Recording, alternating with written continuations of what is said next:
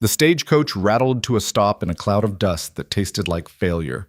Martha Doyle stepped down carefully, one hand gripping the doorframe, the other pressed against her lower back where the pain had settled during 3 days of bone-jarring travel.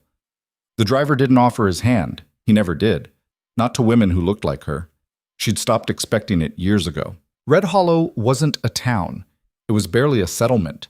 A trading post, a livery stable, and a handful of structures that might generously be called buildings. Beyond that, nothing but endless Montana sky and land that stretched so far it made her chest ache.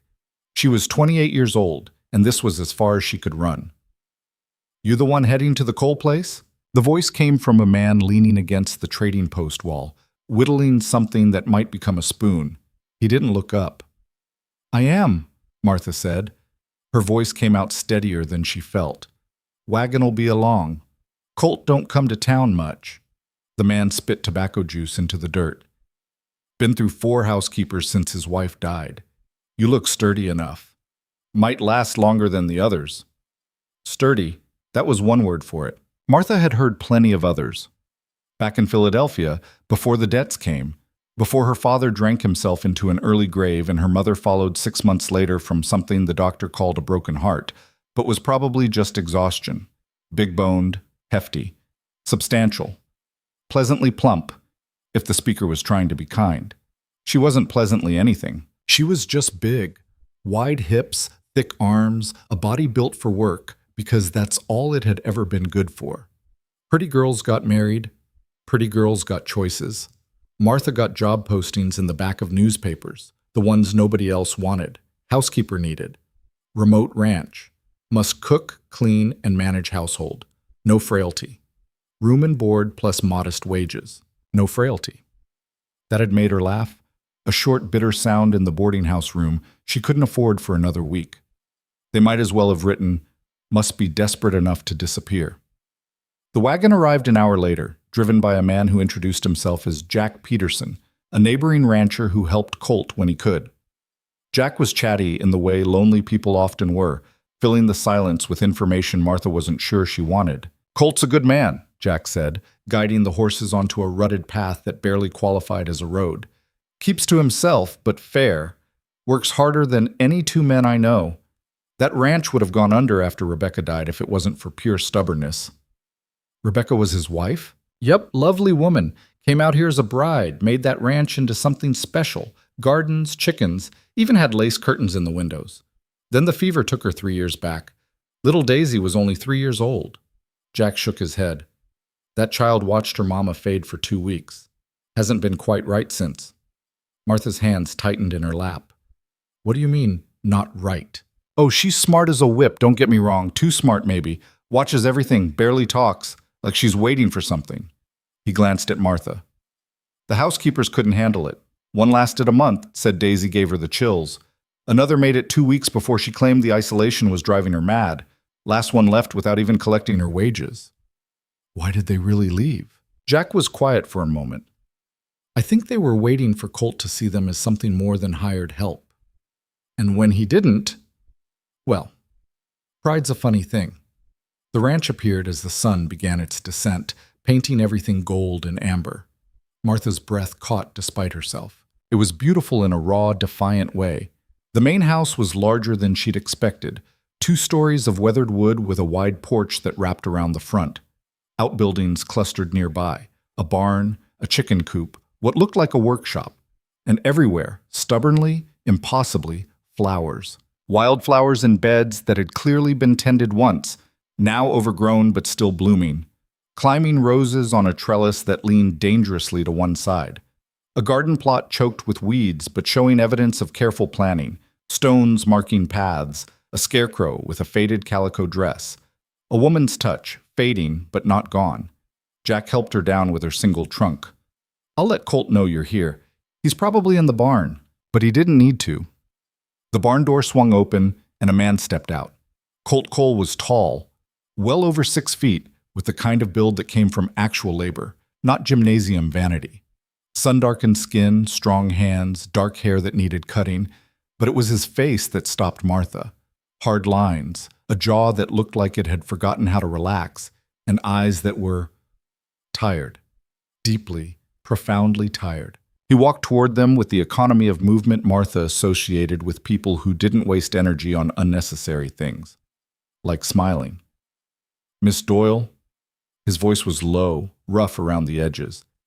He didn't offer his hand. Jack? Got her here safe, Jack said cheerfully. I'll leave you folks to get acquainted. Martha, you need anything, my place is about 5 miles east. Just follow the creek. And then he was gone, leaving Martha standing in the dust with her trunk and a man who looked at her the way someone might assess a new plow. Functional assessment, nothing more. You cook? Colt asked. Yes. Clean? Yes. Handle livestock? I can learn. He nodded once, a sharp jerk of his chin. Wages are what the advertisement stated. Rooms upstairs, second door on the left. Daisy's is across the hall. My room's downstairs. You'll have Sundays mostly to yourself unless there's an emergency. Questions? About 100, but Martha swallowed them. No. Good. Supper's in an hour. Daisy likes beans but won't eat carrots. I don't care what you make as long as there's enough of it. He picked up her trunk like it weighed nothing.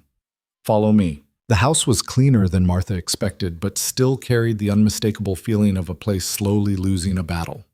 Dust in the corners. Curtains that needed washing. A parlor with furniture arranged carefully but not quite right, like someone had tried to remember how it used to be and gotten it almost correct. Her room was small but adequate. A bed with a faded quilt, a washstand, a window that looked out over the fields. Colt set her trunk down and turned to leave. Mr. Cole, he paused in the doorway. Where's Daisy? Around. He hesitated, and for the first time something flickered across his face. Concern, maybe, or warning. She'll find you when she's ready. She always does. Then he was gone, his boots heavy on the stairs. Martha sat on the bed and let herself feel it. The weight of displacement, the strangeness of this new life, the creeping certainty that she'd made a terrible mistake. But beneath that, something else, something she didn't want to name yet. Relief. Because here, in the middle of nowhere, with a man who barely looked at her and a child she hadn't met, she could at least be useful. She could work. She could survive. Expectation was what killed you. Hope was what broke you. She had neither, and that felt almost like safety. The kitchen was large and surprisingly well-equipped. Cast iron pans hung from hooks, a wood-burning stove that had seen better days but was clean, shelves stocked with staples. Someone had cared about this room once. You could see it in the little details. A recipe card box with faded writing, hooks at child height for small hands to hang aprons. A window positioned perfectly to catch the afternoon light. Martha rolled up her sleeves and did what she always did when the world felt too big. She cooked. Beans, as requested. Cornbread. Salt pork from the cold cellar. A simple meal, nothing fancy, but made with the kind of care that came from muscle memory. Her mother's hands moving through hers, teaching her that food could be love when you had nothing else to give. She was pulling the cornbread from the oven when she felt it. Eyes. Martha turned slowly. The girl stood in the doorway, so still she could have been carved from wood. 6 years old, wearing a faded blue dress that was clean but patched in places. Dark hair in 2 braids, serious eyes that were the same storm gray as her father's. She didn't smile, didn't speak, just watched. Hello, Martha said quietly. You must be Daisy. The girl's gaze didn't waver. It was unnerving, not hostile exactly, but intensely focused, like she was reading something written in a language only she understood. I'm Martha. I'm going to be helping your father with the house. Still nothing. Martha turned back to the stove, giving the child space. Supper's almost ready. Do you want to set the table? For a long moment, silence. Then, the soft shuffle of feet. Daisy moved past her to a drawer, pulling out forks and knives with practiced efficiency. She set 3 places at the worn wooden table, placing each item with careful precision. Is there anything you want to tell me? Martha asked, testing. About what you like? What you don't like? Daisy finished with the last fork, then looked up at Martha with those unsettling eyes. You're different from the others, she said. Her voice was clear, not timid, certain. Different how?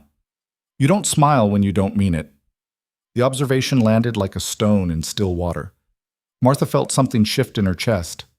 No, she said quietly. I don't. Daisy nodded, satisfied. Then she walked to the back door and called out, "Papa, supper!" Colt came in smelling of hay and horses, washing his hands at the pump sink without a word. They sat at the table in a silence that felt ritualistic, worn smooth by repetition. He served himself and Daisy, then started eating with the focus of a man refueling rather than enjoying. Martha ate slowly, watching them. Father and daughter, moving in parallel tracks that rarely intersected. Daisy ate her beans one at a time, methodical. Colt cleared his plate in minutes and reached for seconds. "It's good," he said, not looking up. It wasn't a compliment. It was a fact. But Daisy was watching Martha again, that strange intensity back in her eyes. And this time, when Martha met her gaze, the girl smiled. Just a little. Just enough. Something was happening here that Martha didn't understand yet. But she felt it. The way you feel a change in weather before the first drops fall. After supper, Colt returned to the barn. "Work to finish," he said, which seemed to be his answer for everything. Daisy helped Martha clear the table without being asked, moving in silence but staying close. Too close, maybe, for a child who'd just met a stranger. "Do you need help getting ready for bed?" Martha asked when the dishes were done. Daisy shook her head. "I can do it myself." "All right. Sleep well." The girl started toward the stairs, then paused. "Martha?" "Yes? Are you going to leave like the others?" The question was delivered without emotion, but Martha heard the weight beneath it. This child had been abandoned over and over, first by death, then by women who couldn't see past their own disappointments. "I don't have anywhere else to go," Martha said honestly. "So no, I'm not leaving." Daisy studied her for another long moment, then nodded once, a sharp, decisive movement that looked just like her father's, and climbed the stairs. Martha stood alone in the kitchen, listening to the old house settle around her, and wondered what she'd just promised. The days that followed developed a rhythm. Martha woke before dawn, started the stove, made coffee strong enough to strip paint. Colt appeared like clockwork, drank 2 cups in silence, and disappeared into the demands of the ranch. Daisy emerged after him, already dressed, always watching. Martha cooked, cleaned, learned the quirks of the house, which floorboards creaked, which doors stuck in the humidity, where the mice got in and needed traps. She attacked the accumulated neglect with steady determination, not trying to transform everything at once, just pushing back the chaos one room at a time. And everywhere she went, Daisy followed, not talking much, not interfering, just present. A small shadow that Martha grew accustomed to, then expected, then would have missed if it wasn't there. On the 3rd day, while Martha was scrubbing the parlor floor, Daisy sat on the sofa and asked, "Did you have a mama?" Martha sat back on her heels, surprised. "I did." "What was she like?" "Tired." The word came out before Martha could soften it. "She worked hard, took care of me and my father, didn't complain much, even when things got bad." "Did she die?" "Yes." "Were you sad?" Martha looked at the girl, saw genuine curiosity rather than manipulation. "Yes, very sad." Daisy nodded, processing this. "I was sad when my mama died. Papa says it's okay to be sad sometimes. Your papa's right, but he's sad all this time now." Daisy picked at a loose thread on the sofa. "He doesn't think I notice, but I do." Martha's throat tightened.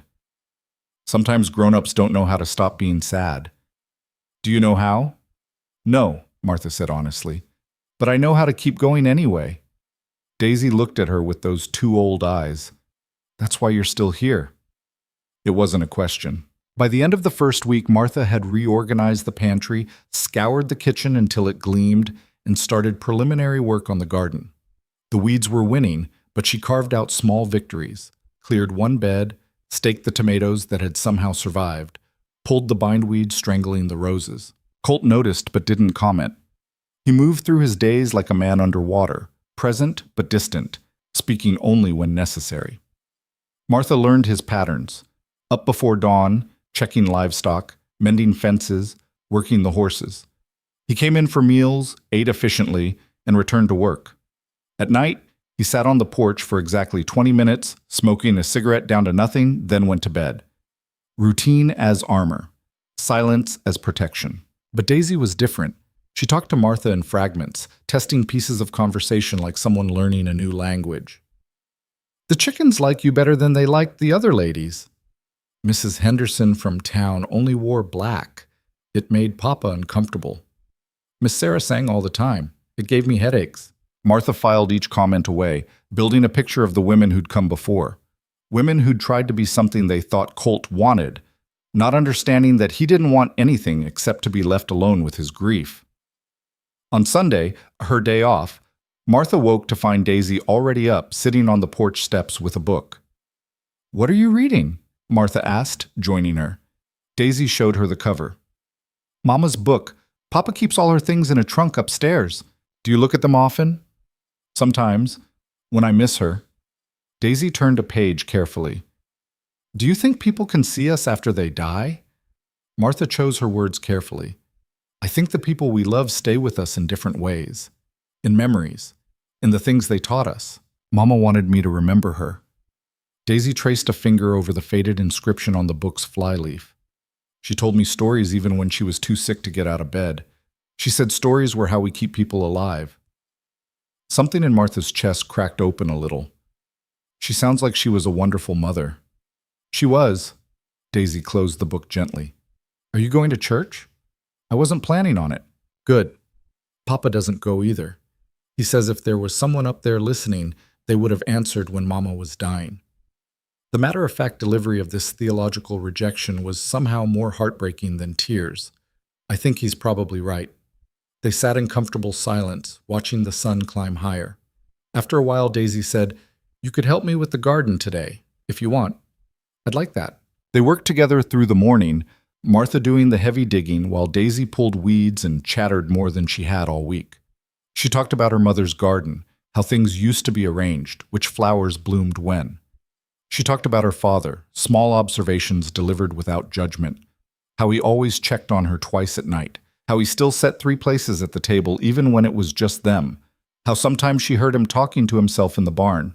"He's talking to Mama," Daisy said, yanking at a stubborn dandelion, "telling her about ranch things, sometimes about me." "Does that bother you?" "No, I talk to her too." Daisy looked up, dirt smudged across her cheek. "Do you think that's strange?" "I think it's love." The girl smiled, a real smile this time, bright and unguarded, and Martha felt something dangerous bloom in her chest. Attachment. She was getting too close, caring too much. This wasn't her family, this wasn't her home. She was help, temporary, and replaceable, and she needed to remember that. But Daisy grabbed her hand, small fingers squeezing tight, and said, "I'm glad you came, Martha." And Martha, foolish and weak, squeezed back. That evening, Colt came to the kitchen while Martha was preparing supper. He stood in the doorway, awkward in his own house, clearly working up to something. "The garden looks better," he finally said. "Daisy helped." "She likes you." Martha kept her eyes on the potatoes she was peeling. "She's a good child." "The others," Colt stopped, started again. "They tried to change things too fast. Wanted to redecorate, throw Rebecca's things out, make it all different, like they could erase her." "I'm not trying to erase anyone," Martha said quietly. "I'm just trying to be useful." "I know." He was quiet for a moment. "That's why you're still here." When she looked up, he was already leaving, but she caught something in his expression she hadn't seen before. Not quite gratitude, not quite relief, but something close to both. The second week brought challenges. A windstorm tore part of the barn roof off, requiring 2 days of emergency repairs. One of the cows got into the grain and bloated, needing constant walking through the night. Daisy came down with a fever, nothing serious, but enough to keep Martha up with cool cloths and whispered reassurances. Through it all, Martha worked. Not because anyone asked, but because the work was there and she knew how to do it. She held the ladder while Colt nailed shingles. She walked the sick cow in shifts with him, 3 hours on, 3 hours off. She sat with Daisy in the dark hours, singing songs her mother had sung to her, feeling the small body finally relax into sleep. And Colt watched. She felt his eyes on her more often, not invasive, not inappropriate, just aware, like he was recalculating something, adjusting an internal assessment. On the morning after Daisy's fever broke, Martha found him in the kitchen before dawn, sitting at the table with cold coffee. "She's sleeping," Martha said softly, pouring herself a cup. "I know," checked on her an hour ago." He looked exhausted. "You didn't have to stay up with her." "I wanted to." "Why?" The question caught her off guard. Martha sat down across from him, wrapping her hands around the warm mug. "Because she's scared when she's sick. Because she needed someone. Because—" Martha paused, then finished honestly.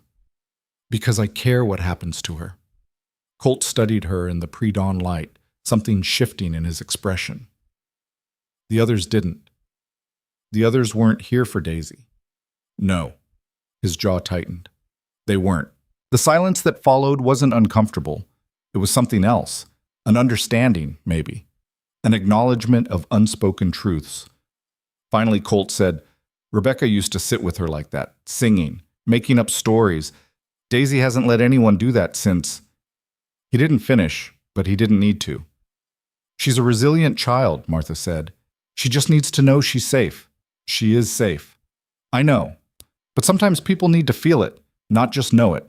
Colt looked at her for a long moment, then nodded slowly. He stood, rinsed his cup, and headed for the door. But he paused on the threshold. "Martha." "Yes?" "Thank you." 2 words, simply delivered. But they landed with weight. After he left, Martha sat alone in the growing light and felt the foundation of her carefully constructed emotional distance begin to crack. She was in trouble. The 3rd week, autumn arrived properly. Mornings turned crisp, leaves began their transformation, and the work shifted to preparing for winter. Firewood to be split and stacked, the root cellar to be organized, preserves to be made from the garden's final offerings. Martha threw herself into it with familiar intensity, trying not to notice how the house was changing, how meals were lasting longer, conversation creeping in around the edges, how Daisy had started sitting close to her in the evenings while Martha mended clothes, reading aloud from her books, how Colt had begun lingering after supper, ostensibly to review the next day's work, but really just being there. It felt like a family. It wasn't. Martha reminded herself constantly. This wasn't hers. She was staff, temporary, replaceable. But Daisy was drawing pictures now, crude sketches of 3 figures holding hands. And Colt had stopped correcting his daughter when she said "we" and included Martha in the pronoun. And Martha, dangerous and foolish, was beginning to imagine staying. On a Tuesday afternoon, while Colt was in town for supplies and Daisy was napping, Martha decided to properly clean the upstairs hallway. She'd been avoiding it, not her space, not her business, but the dust was thick and the cobwebs were getting aggressive. She was reaching up to wipe down the high shelf when her hand bumped something. A box, pushed far back, covered in dust. Martha hesitated. This was crossing a line. This was none of her concern. But the box was teetering, about to fall, and she grabbed it on instinct. It was lighter than expected, made of carved wood with a small clasp. She should put it back. She should absolutely put it back. Instead, she opened it. Letters. Dozens of them, tied with faded ribbon. The handwriting on the envelopes was feminine, elegant, and they were all addressed to Daisy. Martha's hand shook as she carefully untied the ribbon from the first bundle. The paper was thin, expensive stationery that someone had treasured. She unfolded the first letter and began to read. "My dearest Daisy, you are 3 years old today, and I am writing this from my bed because I cannot get up to give you your birthday properly. The doctor says I have weeks, maybe. Your father's trying to be strong, but I see him breaking in small pieces every day. I am writing you letters for all the birthdays I will miss, for all the moments I should be there, but won't be. I need you to know that leaving you is the hardest thing I will ever do, that you are loved beyond measure, that your father will protect you with everything he has. But darling, he will need help. He is a good man, but he doesn't know how to do this alone." Martha's vision blurred. She shouldn't be reading this. This was private, sacred, meant for a daughter and a dead woman's husband. But she couldn't stop. Letter after letter, birthdays, milestones, advice for a growing girl. And then, near the bottom of the box, a letter addressed differently. "To whoever comes after me." Martha's breath stopped. "I know you're reading this because my daughter or my husband allowed it, or because you were too curious to resist. Either way, you're here now, in my house, doing the work I can no longer do. I don't know who you are, but I know what I'm asking of my husband, and I know it isn't fair. I made him promise, before I died, when I still had the strength to demand promises, that he would find someone for Daisy. Not for him, for her. Someone strong enough to survive this land. Someone kind enough to love a child who isn't theirs. Someone who will stay when it gets hard, because it will get hard. If you're reading this, you've lasted longer than most. That means something. That means Daisy trusts you, and my daughter's trust is not given lightly. I am asking you, begging you to do what I cannot. Be there for the scraped knees and the broken hearts. Be there when she's scared and when she's angry. Be there when my husband forgets how to speak kindness because his grief is too heavy. Love them. Not because you have to, not because it's your job, but because they deserve it. And if you cannot do that, if this is just work to you, just wages and room and board, then please, have the mercy to leave now, before Daisy gets more attached, before you become necessary.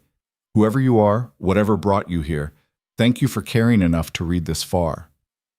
With hope and desperation, Rebecca Cole Martha sat on the floor in the hallway, letter trembling in her hands, and understood with sickening clarity she hadn't been hired, she'd been selected. Every housekeeper before her had been tested against a dead woman's criteria and found wanting, too fragile, too ambitious, too focused on Colt instead of Daisy. But Martha, big, plain, desperate Martha, who had nowhere else to go, had passed without even knowing she was being evaluated. Daisy's strange intensity, her questions, her careful observations. She'd been following her mother's instructions. And Colt? Did he know Martha had read these letters? Had he left them there deliberately, waiting for her to find them?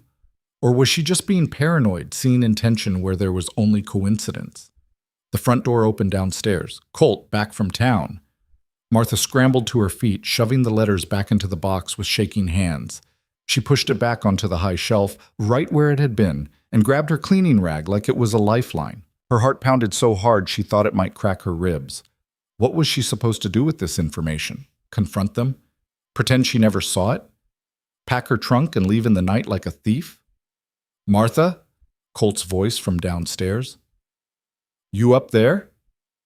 Yes! Her voice came out strangled. She cleared her throat, tried again. Yes, just cleaning. Can you come down?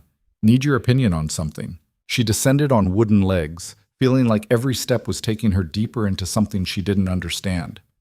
Colt was in the kitchen, unloading supplies, looking perfectly normal.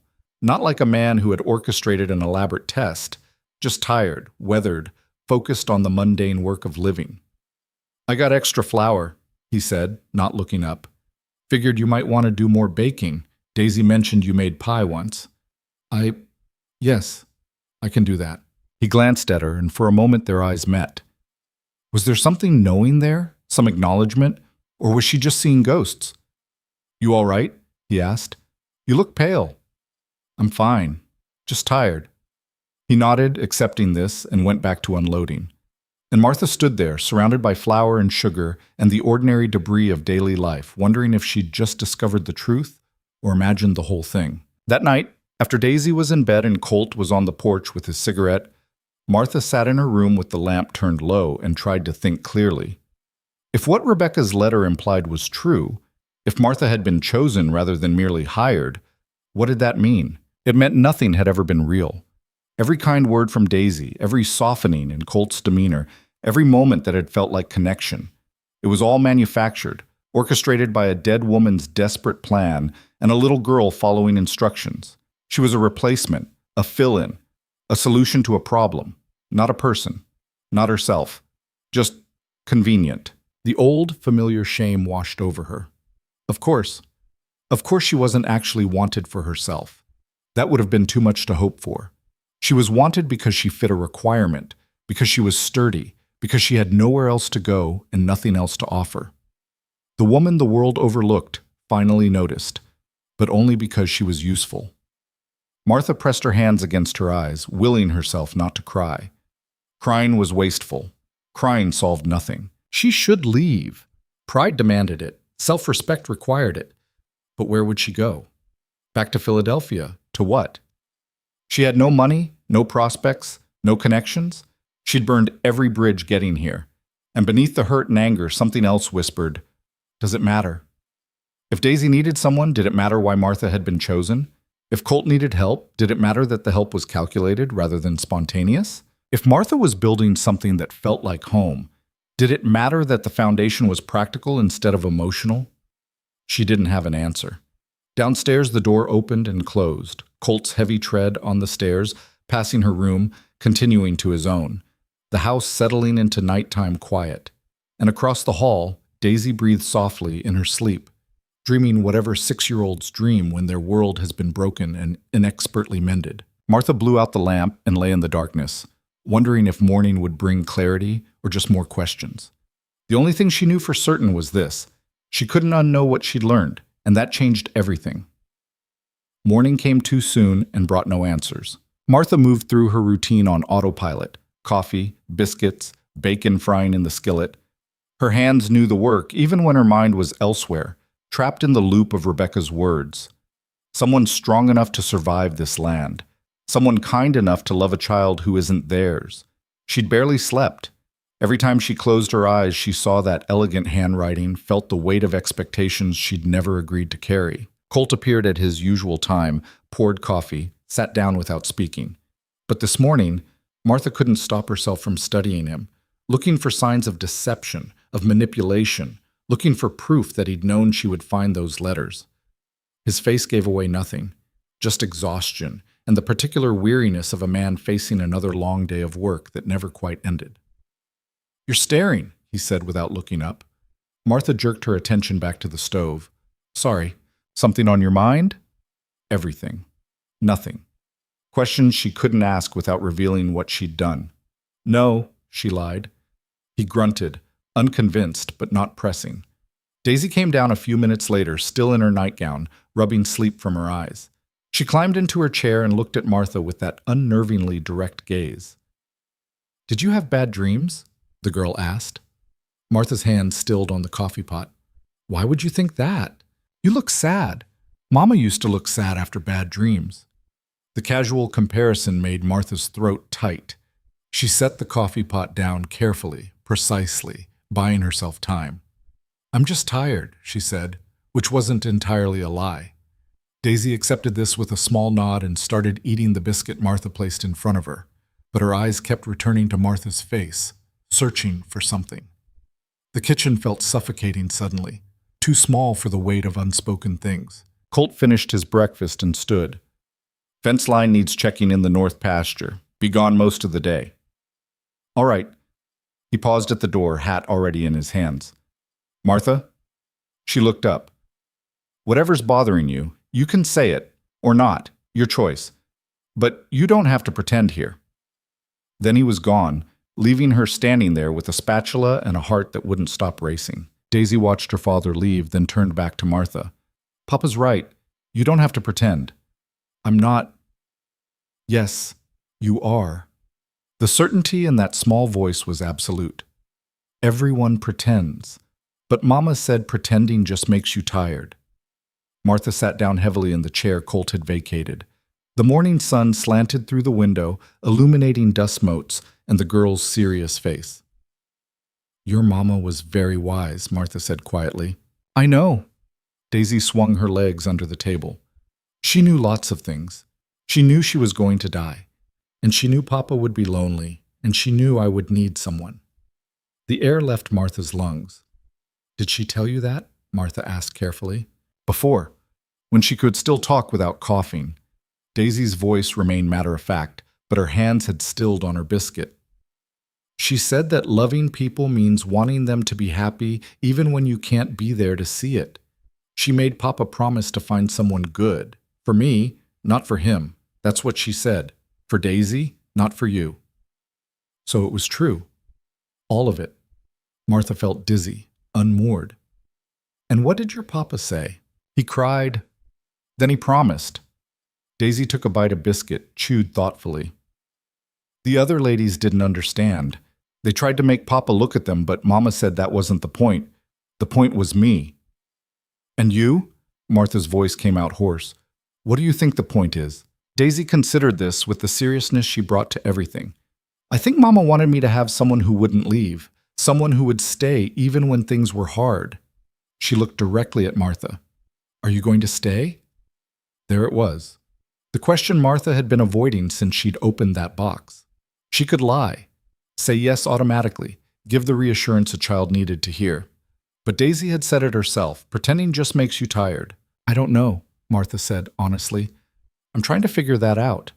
Most children would have been hurt by this answer, would have cried or gotten angry or felt rejected. Daisy just nodded. That's fair. The other ladies always said yes right away, but then they left anyway. The simple wisdom of this observation cut deeper than any accusation could have. I won't lie to you, Martha said, about staying or anything else. I promise you that much. Okay. Daisy finished her biscuit and slid off her chair. I'm going to feed the chickens. Do you want to help? The casual invitation, offered like nothing heavy had just passed between them, made Martha want to laugh and cry at the same time. Yes, she said. I'd like that. They worked together in the chicken yard, Daisy scattering feed while Martha collected eggs. The chickens clucked and fussed, and the morning air was cool enough to see their breath. Normal work, normal moments, but everything felt different now, layered with meaning Martha couldn't quite parse. Martha? Daisy's voice was softer now, uncertain for the first time. Did you have anyone who stayed when you needed them? Martha set the egg basket down and looked at the girl. Really looked at her. 6 years old and already carrying more weight than most adults. Already understanding that love was about showing up, about presence, about promises kept or broken. No, Martha said quietly. Most people left. My mama tried to stay, but she was too tired, too worn down. And my papa... She paused, searching for words that were honest but not cruel. He was there in body, but not in the ways that mattered. Daisy nodded like this made perfect sense. That's worse, I think. When they're there, but not really there. Yes, it is. Is that why you're sad? Because nobody stayed? Martha's chest ached. Partly. You could stay here, Daisy said simply. Then you wouldn't be alone, and I wouldn't be alone, and Papa wouldn't be alone. We could all be alone together, which isn't really alone at all. The logic was childish, but the sentiment was devastatingly clear. It's more complicated than that, sweetness. Why? Why indeed? Because Martha had found those letters and now everything felt calculated? Because she couldn't separate genuine connection from orchestrated arrangement? Because she was terrified of being wanted for utility rather than herself? But how did you explain existential crisis to a 6-year-old? Because grown-ups make things complicated, Martha said finally. It's one of our worst habits. Daisy giggled, a rare, bright sound that transformed her serious face into something lighter. Mama used to say that too. She said grown-ups think too much and feel too little. Your mama, Martha said, would have been exhausting to know. Papa says that all the time. Daisy grabbed Martha's hand, small fingers wrapping around larger ones with complete trust. But he says it like it's a good thing, like being exhausting means you're alive. They walked back to the house hand in hand, and Martha felt the carefully constructed walls around her heart developing cracks. The rest of the morning passed in mundane tasks. Laundry, scrubbed on the washboard until Martha's knuckles were raw. Bread dough, kneaded and left to rise. The floors that always needed sweeping because the prairie wind brought dust through every crack and crevice. Daisy stayed close, sometimes helping, sometimes just watching. And Martha found herself talking more than usual, filling the silence with stories from her childhood. Sanitized versions.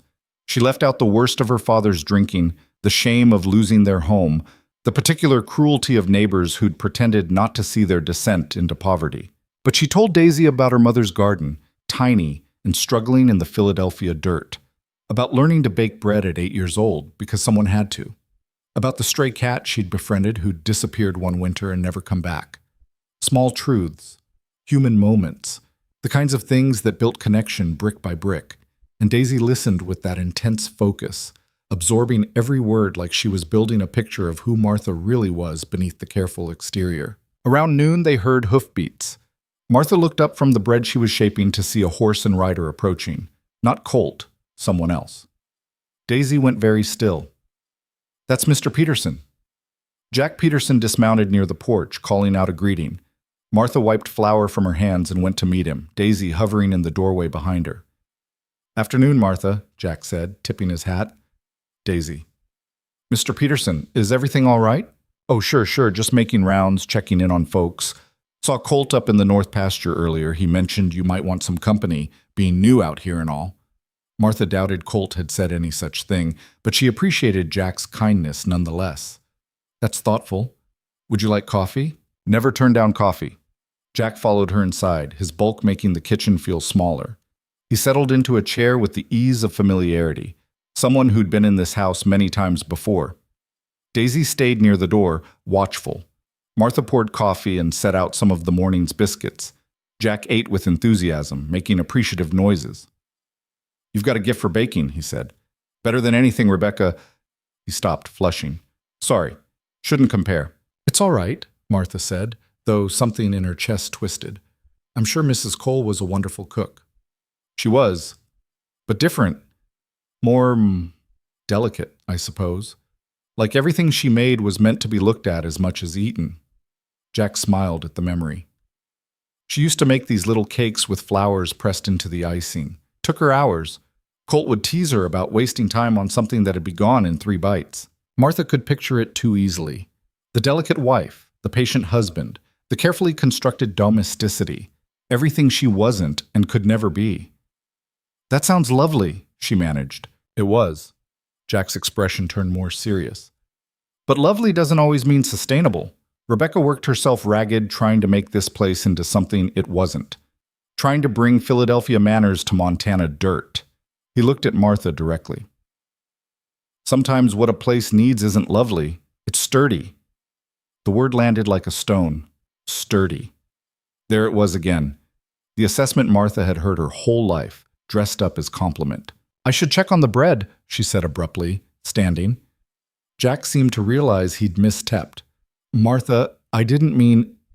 It's fine. Really. She busied herself with the dough, not looking at him. An awkward silence settled. Daisy moved closer to the table, her eyes moving between the adults. Mr. Peterson, the girl said suddenly, do you think it's better to be lovely or sturdy? Jack blinked, caught off guard. Well, now that's quite a question. Mama was lovely, and she died. Martha is sturdy, and she's still here, so being sturdy seems better. Daisy, Martha said sharply, that's not... But it's true, the girl insisted. Lovely things break. Sturdy things last. That's just how it is. Jack looked between them, understanding dawning in his weathered face. I think, he said carefully, that the best things are both. Strong enough to last and beautiful enough to matter. And I think reducing any person to one word is doing them a disservice.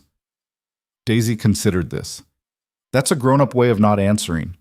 Despite everything, Jack laughed. You're too smart for your own good, little miss. Mama said that too. Your mama was right about a lot of things. Jack stood, draining the last of his coffee. I should get going. Got 3 more homesteads to visit before dark. He paused at the door, looking at Martha. You're doing good here. Better than good. Don't let anyone tell you different. After he left, Martha and Daisy stood in the kitchen, the silence heavy. I'm sorry, Daisy said quietly. I shouldn't have said that about Mama. You were honest. There's nothing wrong with that.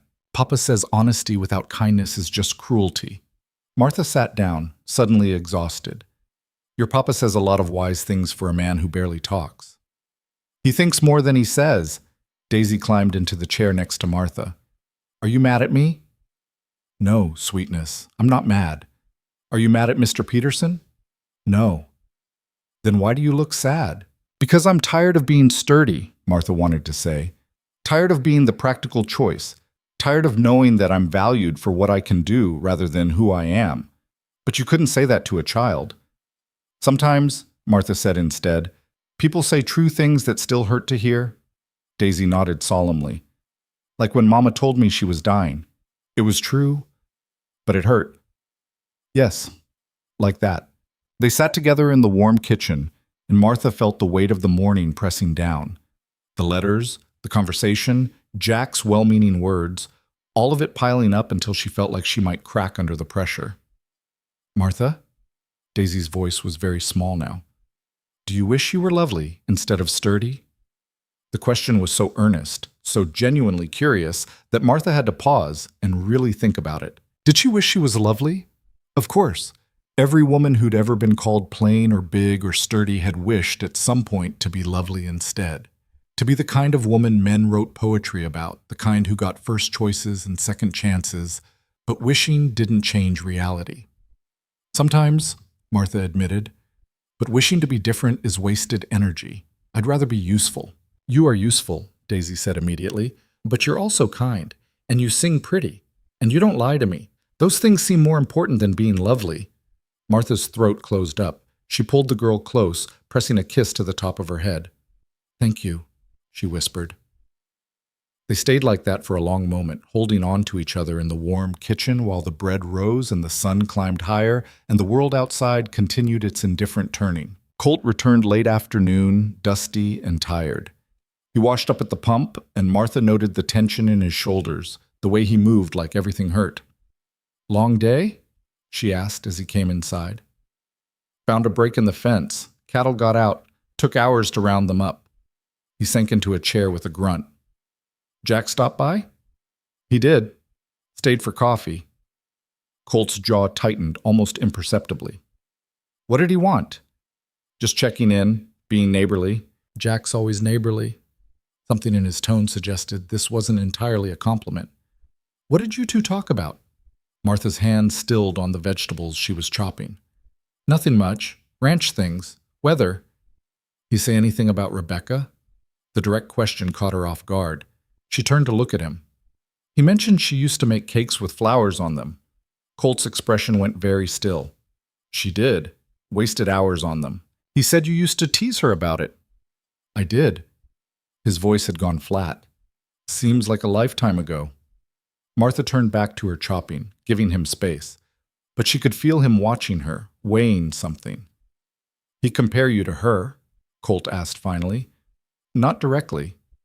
But indirectly. Martha set the knife down. Does it matter? It matters if it upset you. Why would you think I'm upset? Because you're chopping those carrots like they personally offended you. Martha looked down at the board and realized he was right. She'd reduced the carrots to tiny, angry pieces. I'm fine, she said. You're a terrible liar. Then stop asking questions you know I won't answer honestly. The words came out sharper than she'd intended. Colt stood, moving to stand beside her at the counter. Not touching, but close enough that she could feel the heat radiating off him. Martha. His voice was low, careful. If someone said something that bothered you, it's not what he said, it's what everyone says. What everyone thinks. She put the knife down before she did something stupid like cut herself. I know what I am. I've always known. I don't need reminders. What do you think you are? Sturdy. The word came out bitter. Useful. Good for hard work and long hours. The kind of woman you hire, not the kind you choose. Silence. Heavy and charged. Then Colt said very quietly, Is that what you think this is? Isn't it? Martha finally looked at him, meeting those gray eyes directly. Be honest. When you put that advertisement in the paper, were you looking for a housekeeper or a replacement? His face went very still. Who told you? No one told me. I found the letters. Understanding flashed across his features, followed by something that might have been panic or anger or both. You had no right. I know. Martha's voice shook but held firm. I was cleaning. They fell. I should have put them back without looking, but I didn't. So now I know. I know this was all planned, that your wife orchestrated it from beyond the grave, that Daisy's been following instructions like a good little soldier, that I'm here because I fit a set of requirements, not because anyone actually wanted me. Colt's jaw worked, muscles jumping under tanned skin. It's not that simple. Then explain it to me. Make it make sense. Because from where I'm standing, I'm just a convenient solution to a dead woman's guilt. Don't. The word came out sharp as a whip crack. Don't reduce what Rebecca did to guilt. She was dying. She was terrified of leaving Daisy alone with a father who didn't know how to braid hair or talk about girl things or... His voice broke slightly. She wanted her daughter taken care of. That's not guilt. That's love. I know that, Martha said, and she did. She could hear it in every word of Rebecca's letters. But it doesn't change the fact that I was chosen for a role, not for myself. You think I picked you out of a catalog? That I checked off boxes and you happened to match? Colt ran a hand through his hair, frustration evident in every line of his body. You were the only one who answered that advertisement. The words hit like cold water. What? The advertisement ran for 6 weeks. You were the only response. Every other woman who came here, I found them through the church, through Jack's wife before she passed, through people who thought they knew what I needed. His voice was rough, raw. But you showed up because you had nowhere else to go, because you needed this as much as we did. That's not me choosing you. That's fate or luck or whatever you want to call it. Martha stared at him, mind reeling. But Daisy said, Daisy is 6 years old and trying to make sense of her mother's death by turning it into a story with purpose. She wants to believe Rebecca had a plan because the alternative is that her mother died for no reason and left her in chaos. Colt's eyes were fierce now, burning. Yes, Rebecca made me promise to find someone. Yes, she left letters trying to guide Daisy through milestones she'd miss.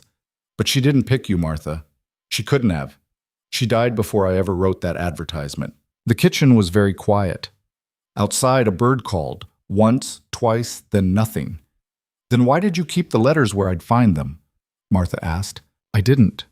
Colt moved to the window, staring out at the fading light. They were in Rebecca's trunk in my room. I moved them to the hallway shelf last week because Daisy kept asking to look at her mother's things, and I couldn't. He stopped, jaw clenching. I couldn't keep watching her open that trunk, so I moved the letters somewhere she couldn't reach them without a ladder. Why didn't you tell me about them?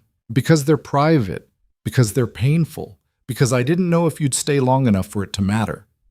He turned back to her, and his expression was stripped bare. Every woman who came before you left for different reasons, but they all left. I stopped trying to explain Rebecca to people who weren't going to be here to understand. Martha's hands were shaking. She gripped the counter to steady herself. I don't know what you want from me, she said. I want you to stop thinking you're replaceable. The words came out fierce, almost angry. I want you to understand that you staying or leaving has nothing to do with fitting some dead woman's checklist and everything to do with whether you can stand living on this godforsaken ranch with a man who doesn't know how to talk about feelings and a daughter who's too smart for everyone's good. Colt, I'm not good at this, he interrupted. Rebecca used to say I had the emotional range of a fence post. She was probably right, but I know what I see. I see someone who works harder than anyone I've ever met, who makes my daughter laugh, who doesn't flinch when things get difficult. He took a step closer. I see someone who belongs here, even if she doesn't believe it yet. The words hung between them, raw and honest and terrifying. Martha opened her mouth, closed it again. What could she possibly say to that? Before she could figure it out, small feet pounded down the stairs. Daisy burst into the kitchen, hair wild from her nap, eyes bright. Are you fighting? She asked, looking between them with interest rather than fear. We're talking, Colt said. Loudly, Daisy observed. Mama and Papa used to talk loudly sometimes too. Then they'd be quiet for a while, and then everything would be okay again. She looked at Martha. Are you going to be okay? Martha realized she was crying, silent tears tracking down her face without permission. She wiped at them roughly. I don't know, sweetness. Daisy walked over and wrapped her arms around Martha's waist, pressing her face against Martha's apron. It's okay not to know. Mama said not knowing is just the step before figuring it out. Colt's expression softened, some of the tension leaving his shoulders. Your mama said a lot of things. She was very smart, Daisy agreed, not letting go of Martha. Are you staying for supper, Martha? Or are you leaving now? The question was delivered with such casual directness that it made Martha's chest hurt. I'm staying for supper, she said. Good, because I'm hungry and Papa can't cook for anything. I can cook, Colt protested. You can burn things, that's different. Daisy released Martha and looked up at both adults with that too-old wisdom. You should probably keep talking after I go to bed. Grown-up talking. The kind where you say what you really mean instead of dancing around it. Then she skipped out of the kitchen, leaving them in silence. Colt cleared his throat. She's terrifying sometimes. She's Rebecca's daughter, Martha said without thinking. And mine. He said it like a correction, but there was no heat in it.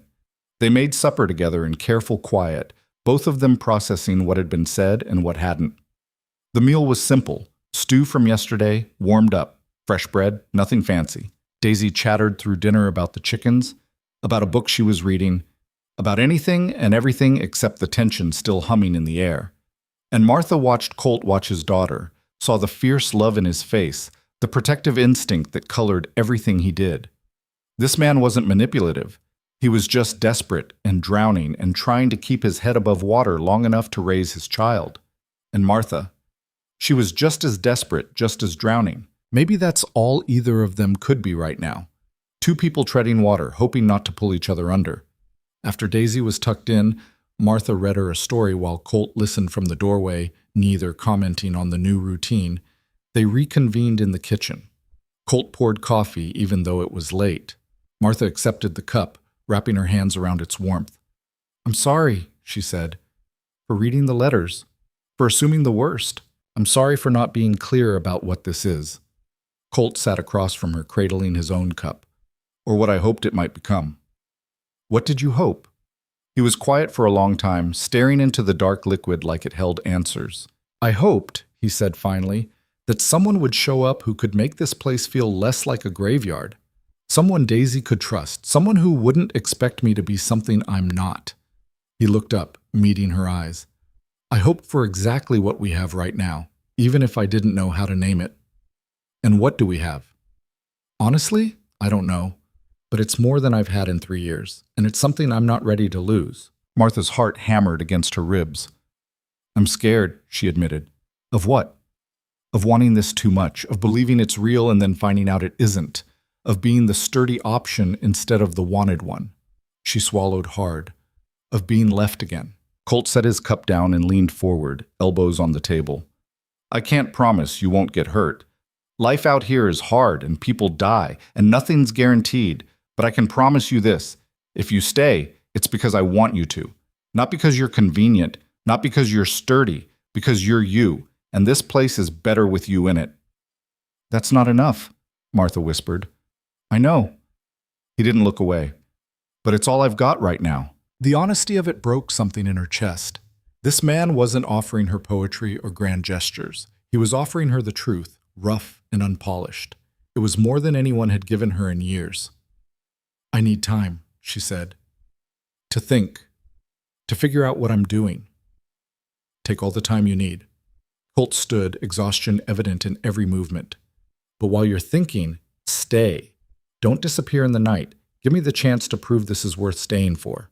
He left her alone in the kitchen with cold coffee and a decision that felt too big for her tired mind. Martha sat until the lamp oil ran low, thinking about sturdy and lovely, about being chosen and being convenient, about a dead woman's letters and a living child's hope. And somewhere in the darkness, she started to understand. Maybe being wanted wasn't about being someone's first choice. Maybe it was about being someone's right choice. The question was whether she had the courage to believe it. Martha didn't disappear in the night. She stayed, but the staying felt different now, heavier with intention, loaded with the weight of choice rather than necessity. The days that followed their kitchen conversation moved with a strange new awareness. Colt still left before dawn and returned exhausted. Daisy still followed Martha like a shadow. The work still needed doing. But something had shifted beneath the surface, like tectonic plates grinding into new positions. Martha caught herself watching Colt more. The way he gentled his voice when talking to the horses. How his hands, rough and scarred from years of labor, could be surprisingly careful when he helped Daisy with a splinter. The lines around his eyes that deepened when he almost smiled. Not quite there, but close. And she caught him watching her too. Quick glances when he thought she wasn't looking. His gaze lingering on her hands as she kneaded bread. On her face when she laughed at something Daisy said. Assessment, maybe. Or something else. It made her self-conscious in ways she hadn't been since she was 16 and stupid enough to hope the butcher's son might look at her twice. A week after their argument, winter announced itself properly. The temperature dropped 20 degrees overnight, and Martha woke to frost patterns on her window and her breath misting in the cold air. Downstairs, she found Colt already stoking the fire, trying to coax warmth back into the house. "Going to be an early winter," he said without preamble. "Need to get the cattle moved to the lower pasture today. Storms coming in tomorrow or the day after." "What do you need me to do?" He looked at her, surprised. "You don't have to." "What do you need me to do?" she repeated. Something flickered in his expression. Gratitude, maybe, or respect. "Can you ride?" Not well, but I can learn. Good enough.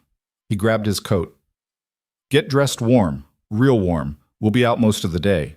An hour later, Martha found herself on a horse named Bess, an older mare with patience for nervous riders, following Colt across the frosted prairie. Daisy had been left with a neighbor woman, protesting the entire way, but ultimately accepting that some work was too dangerous for children. The land stretched endless and white, beautiful and hostile in equal measure. Martha's thighs ached within the first hour. Her hands were numb despite gloves, and her face felt like it might crack from the cold. But she didn't complain. She just followed Colt's lead, watching how he moved the cattle with economy and purpose. They worked in near silence, communicating through gestures and occasional short instructions. The cattle were stubborn, the wind was brutal, and twice Martha nearly fell off her horse. But slowly, painfully, they moved the herd to safer ground. By the time they finished, the sun was setting and Martha couldn't feel her feet. Colt rode close, studying her with concern. You all right? Fine, she lied through chattering teeth. You're blue. I'm fine. He made a sound that might have been exasperation or amusement. Stubborn woman.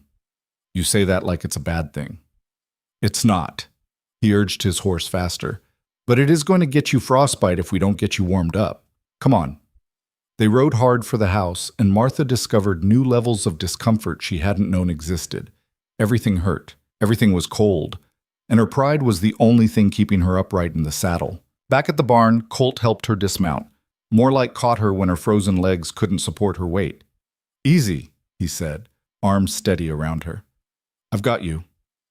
Martha wanted to protest, to insist she could manage, but her body had other ideas, and she sagged against him for a moment, letting him take her weight. He was warm. Even through layers of coats and clothes, she could feel the heat radiating off him. It would be so easy to just stay there, lean into that warmth, stop fighting for a moment. But that was dangerous thinking. Martha straightened, stepping back. I'm all right now. Colt's hands lingered on her arms for a second longer than necessary, then dropped. Go inside, get warm, I'll handle the horses. I should help. Martha. His voice was firm. You did enough today. More than enough. Let me finish this. She wanted to argue, but her body betrayed her with a violent shiver. Colt noticed, and his expression softened into something almost tender. Please, he said quietly. Just this once. Let someone take care of you. The words hit somewhere deep and unexpected. Martha nodded, not trusting her voice, and stumbled toward the house. Inside, she built up the fire and stood as close as she dared, trying to thaw from the outside in. Her hands burned as feeling returned. Her face felt like it was on fire. But underneath the physical discomfort was something else. Colt had said please, had asked, not ordered, had looked at her like she mattered beyond her utility. The kitchen door opened and Daisy burst in, retrieved from the neighbors, chattering about her day. She stopped when she saw Martha. You look like a snow ghost, the girl said with characteristic bluntness. I feel like one. Papa shouldn't have kept you out so long. Mama used to get mad at him for that, working too hard and expecting everyone else to keep up. Martha managed to smile. I volunteered. That's even worse. Mama said volunteering for suffering is just pride wearing work clothes. Daisy grabbed Martha's hand, examining the reddened fingers. You need tea and soup and probably 3 blankets. I need to start supper. I'll help. Daisy was already pulling out pots, moving with the efficiency of a child who'd learned early to be useful. Mama taught me how to make soup before she got too sick, I remember. They worked together, Daisy's small hands surprisingly capable, Martha's still clumsy from cold. The girl kept up a steady stream of conversation, filling the silence with observations and questions and random thoughts that jumped from topic to topic without warning. Do you think Papa likes you? She asked suddenly, in the middle of a story about the neighbor's cat. Martha nearly dropped the knife she was holding. What? Papa, do you think he likes you? Not just tolerates you, but actually likes you? Daisy, that's not really... It's a simple question. The girl looked up with those serious gray eyes. He looks at you different than he looked at the other ladies. Less annoyed, more... I don't know the word. Like you're interesting instead of irritating. Martha's face was burning, and not from the cold. Your father is a private man. I don't think he'd appreciate us discussing his feelings. He doesn't appreciate talking about his own feelings either, but they still exist. Daisy stirred the pot with careful concentration. Mama used to say Papa felt everything twice as hard as normal people, but only showed half as much. She said loving him was like reading a book in the dark. You had to learn to feel your way through the words. The casual wisdom, delivered in a 6-year-old's voice, made Martha's chest ache. Your mama was very perceptive. She had to be. Papa's hard to understand if you don't pay attention. Daisy tasted the soup, added more salt. But you pay attention. I've seen you. You watch him the way he watches you, when you think the other person isn't looking. Daisy. I'm not trying to embarrass you, the girl said seriously. I just want to know if you like him back, because if you do, things might get better. And if you don't, you should probably leave before he gets too attached. Papa doesn't get attached often, but when he does, it breaks him when people leave. The adult concerns wrapped in childish directness were almost too much. Martha set down the knife and knelt to Daisy's level. Sweetness, I can't give you the answer you want. I don't know what I feel yet, and even if I did, that's something your papa and I would need to figure out ourselves. But you're not leaving. Not yet. That's not the same as staying. I know. Martha smoothed the girl's hair back from her face. But it's all I can promise right now. Daisy studied her for a long moment, then nodded. Okay, that's fair. She turned back to the soup. But just so you know, I think you should stay. I think Papa thinks so too. He's just scared to say it in case you say no. Before Martha could respond, the door opened and Colt came in, bringing cold air and the smell of horses. He stopped when he saw them. Martha still kneeling, Daisy at the stove, something unreadable crossing his face. Smells good, he said finally. Daisy made it? I'm just supervising. I helped, Daisy corrected. There's a difference. Colt washed up and they sat down to eat, the three of them falling into the rhythm that had become familiar. But tonight felt different. The silence wasn't empty. It was full of things unsaid, questions unasked, feelings unnamed. Halfway through the meal, Daisy announced, I told Martha you like her. Colt choked on his soup. Martha froze, mortified. Daisy, Colt managed when he could breathe again. We've talked about appropriate dinner conversation. You told me to always tell the truth, so I did. The girl looked between them with innocent satisfaction. And I told Martha she should stay because things are better when she's here, which is also true. Colt's jaw worked, a muscle jumping in his cheek. He looked at Martha, something apologetic and desperate in his expression. I'm sorry, he said. She doesn't have a filter. Mama said filters were for people who were afraid of honesty, Daisy supplied helpfully. Mama said a lot of things, Colt said through gritted teeth. Martha found herself fighting the urge to laugh, not from humor, but from the sheer absurdity of being ambushed by a 6-year-old's matchmaking attempts. It's all right, she said, not quite able to meet Colt's eyes. Children say what adults are too afraid to. That doesn't make it appropriate. No, but it makes it honest. Colt was quiet for a moment, then said carefully, For what it's worth, she's not wrong. About things being better. Since you came. The admission hung in the air, fragile and brave. Martha's heart hammered. For me too. Daisy looked between them with obvious satisfaction. See, was that so hard? Yes, both adults said simultaneously. The girl giggled, and the tension broke. They finished supper with lighter conversation, but something had shifted again. More plates grinding into place. That night, after Daisy was in bed, Martha and Colt found themselves on the porch despite the cold. It was becoming a habit. These quiet moments after the day ended, standing in the darkness and breathing the same frozen air. I should apologize again, Colt said, staring out at the star-filled sky, for Daisy's ambush. She's just trying to make sense of her world. Can't blame her for that. She's trying to play matchmaker is what she's doing. Rebecca used to do the same thing, meddling in people's lives because she thought she knew better. He shook his head, but there was fondness in it. Daisy's got her mother's certainty that she can fix things through sheer determination. Can she? I don't know, maybe.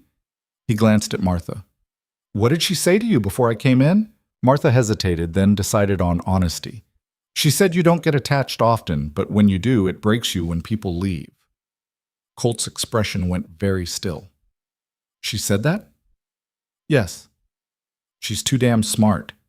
He was quiet for a long moment. My father was the same way. Loved hard, loved once, and when my mother died, he just stopped. Went through the motions but never really lived again. I always swore I wouldn't be like that. And then you met Rebecca. Yeah. And I understood him better than I wanted to. Colt's hands gripped the porch railing.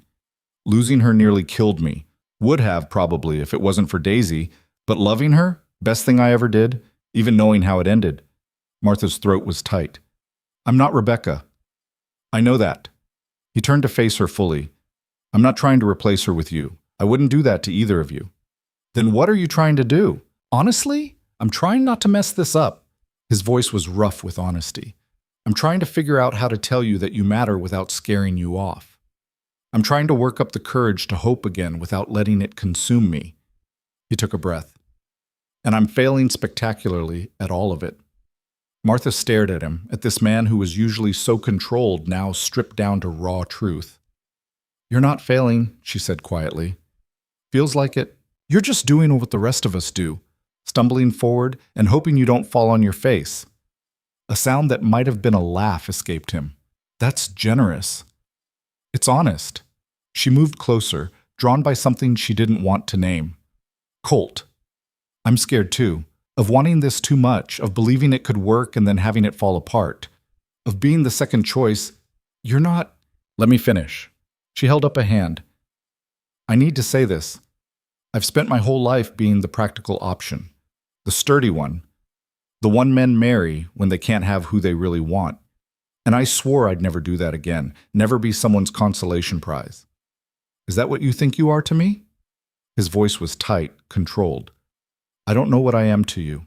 You're the woman who makes my daughter laugh, who works harder than anyone I've ever met and never complains, who stands toe-to-toe with me instead of wilting when I'm difficult. He stepped closer, and she could see the intensity in his eyes, even in the darkness. You're the first person in 3 years who's made this house feel like a home instead of a tomb. You're not a consolation prize, Martha. You're just you, and that's enough.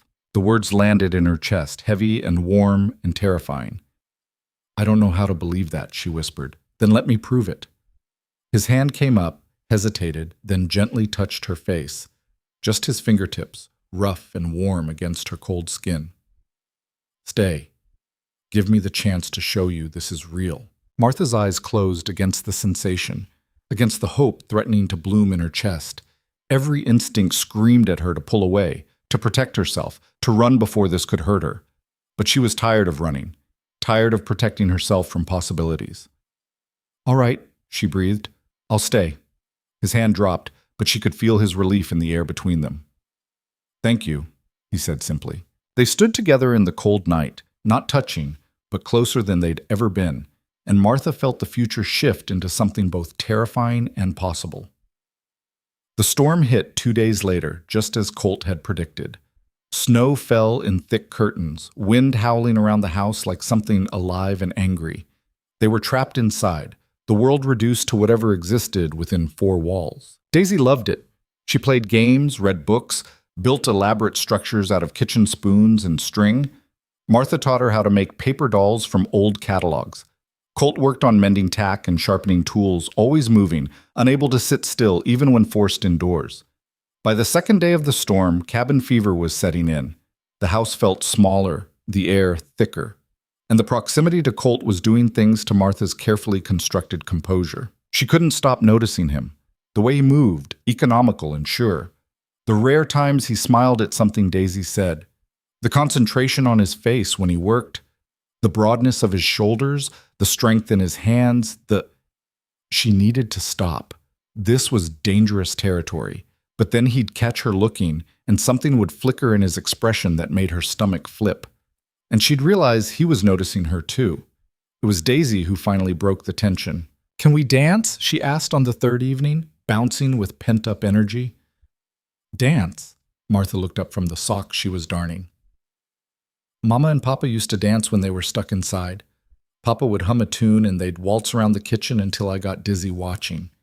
Daisy grabbed Martha's hand. Please? I want to see if I remember how. Martha looked at Colt, who'd gone very still in his chair. I don't think, he started. Please, Papa? I'm going crazy being inside. We all are. Just one dance. He met Martha's eyes across the room, and she saw the hesitation there, the memory of doing this with someone else, the fear of replacing sacred moments with new ones. But she also saw something else. Permission, maybe. Or hope. I'm not very good, Martha warned. Never had much practice. I'll teach you, Daisy said with absolute confidence. Mama taught me before she got sick. I remember. And somehow, Martha found herself standing in the middle of the kitchen while Daisy demonstrated the basic waltz steps. The girl was surprisingly competent, counting out loud, correcting Martha's footwork with the seriousness of a dance instructor. Now Papa has to dance with you, Daisy announced, so you can practice with a real partner. Daisy, Colt's voice held a warning. Just one dance, Papa. That's all. Then we can stop if you want. Martha started to protest, to give him an out, but he was already standing, moving toward her with the inevitability of gravity. You don't have to, she began. I know. He stopped in front of her, close enough that she could see the gold flecks in his gray eyes. But Daisy's right. We're all going crazy cooped up in here. He held out his hand. Martha took it, and electricity shot up her arm at the contact. His palm was rough, warm, larger than hers. His other hand settled at her waist, tentative but sure. Ready? He asked quietly. She nodded, not trusting her voice. Colt began to hum, something low and wordless, a melody Martha didn't recognize but felt in her bones. And then they were moving, slowly at first, finding the rhythm together. Martha stumbled. Colt steadied her. She stepped on his foot. He didn't complain, and gradually, awkwardly, they found a synchronization that had nothing to do with grace and everything to do with persistence. From the corner of her eye, Martha could see Daisy watching with an expression of deep satisfaction. The little schemer. But mostly, she was aware of Colt. The solid warmth of him. The way he smelled like wood smoke and leather. The surprising gentleness in how he held her, like she was something that mattered instead of something sturdy enough to withstand rough handling. You're better at this than you claimed, he said, voice low enough that only she could hear. You're a good lead. Had practice. The reminder of Rebecca should have stung. Instead, it felt like an acknowledgement. She was here. She had been real. And now there was this, something different but no less real. They turned slowly in the warm kitchen, snow falling outside, Daisy humming along with her father, and Martha felt something in her chest crack open wider. She was falling. Maybe had already fallen, and the landing was going to hurt like nothing she'd ever experienced. But for now, in this moment, she let herself have it. Let herself feel chosen, even if it was terrifying. Let herself imagine staying not just for lack of options, but because she wanted to. The song ended. Colt's hands lingered for a moment before dropping away. They stood close, breathing the same air, and Martha saw in his eyes that he felt it too. This pull, this possibility, this terrifying hope. Thank you, she whispered. For what? For making me believe I could be wanted. His expression went fierce. Martha! But Daisy interrupted, demanding her turn, and the moment shattered into laughter and movement as Colt swung his daughter around the kitchen while she shrieked with delight. Martha watched them and felt her heart settle into a truth she'd been avoiding. She didn't just want to stay for Daisy. She didn't just want to stay because she had nowhere else to go. She wanted to stay for him. For Colt, with all his rough edges and careful silences and unexpected gentleness. And that was the most dangerous thing she could possibly want. The storm cleared on the fourth day, leaving the world buried under 3 feet of snow and glittering like diamonds in the hard winter sun. Colt went out to check on the livestock, battling drifts that came up to his thighs. Martha watched from the window, anxiety thrumming through her. He'll be fine, Daisy said from beside her. Papa always comes back. I know. But you still worry. Martha looked down at the girl. Is that so strange? No, Mama used to worry too. She'd stand at that exact same window watching until she could see him coming back. Daisy leaned against Martha's side. I think it means you care. Of course I care. I mean really care. Not just care because you're supposed to. The distinction was too accurate. Martha put an arm around the girl's shoulders. Yes, she admitted, I really care. Good. Daisy's voice was satisfied. Because he really cares too, even if he's too stubborn to say it properly. They stood together, watching Colt battle his way through the snow, and Martha let herself imagine what it would mean to do this forever. To stand at this window waiting for this man to come home, to build a life from these small moments of worry and relief and quiet care. When Colt finally made it back to the house, he was half frozen and covered in snow. Martha had hot coffee ready, and she helped him out of his frozen coat without thinking about it. Their hands brushed, his eyes met hers, and something unspoken passed between them. Daisy was right. He did care. She could see it in the way he looked at her, the careful way he moved around her, the softness in his expression when he thought she wasn't watching. The question was, what were they going to do about it? That night, after Daisy was asleep, Martha found Colt on the porch again despite the cold. It was becoming their place, this threshold between inside and outside, warmth and cold, known and unknown. She joined him without asking, wrapping a shawl tight around her shoulders. "Can't sleep?" he asked. "Too much on my mind." "Yeah." He was quiet for a moment. "Me too." They stood in comfortable silence, watching their breath mist in the frozen air. Finally, Martha said what had been building in her chest all day. "I'm going to stay. Not just for now. Really stay." She felt him go very still beside her. "You're sure?" "No, I'm terrified. But I'm staying anyway." Colt turned to face her, and in the moonlight reflecting off snow, she could see the hope and fear warring in his expression. "Why?" he asked.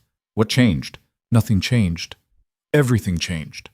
Martha struggled to find the words. "I stopped waiting to feel certain and decided to just choose. Choose this. Choose you and Daisy and this impossible ranch in the middle of nowhere. Choose to believe this could work even though I'm scared it won't." His hand found hers in the darkness, rough and warm and steady.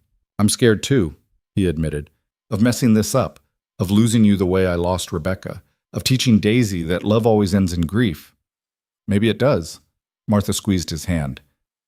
"But maybe the love is worth it anyway." Rebecca used to say something like that joy borrowed from tomorrow is still joy today. She was right.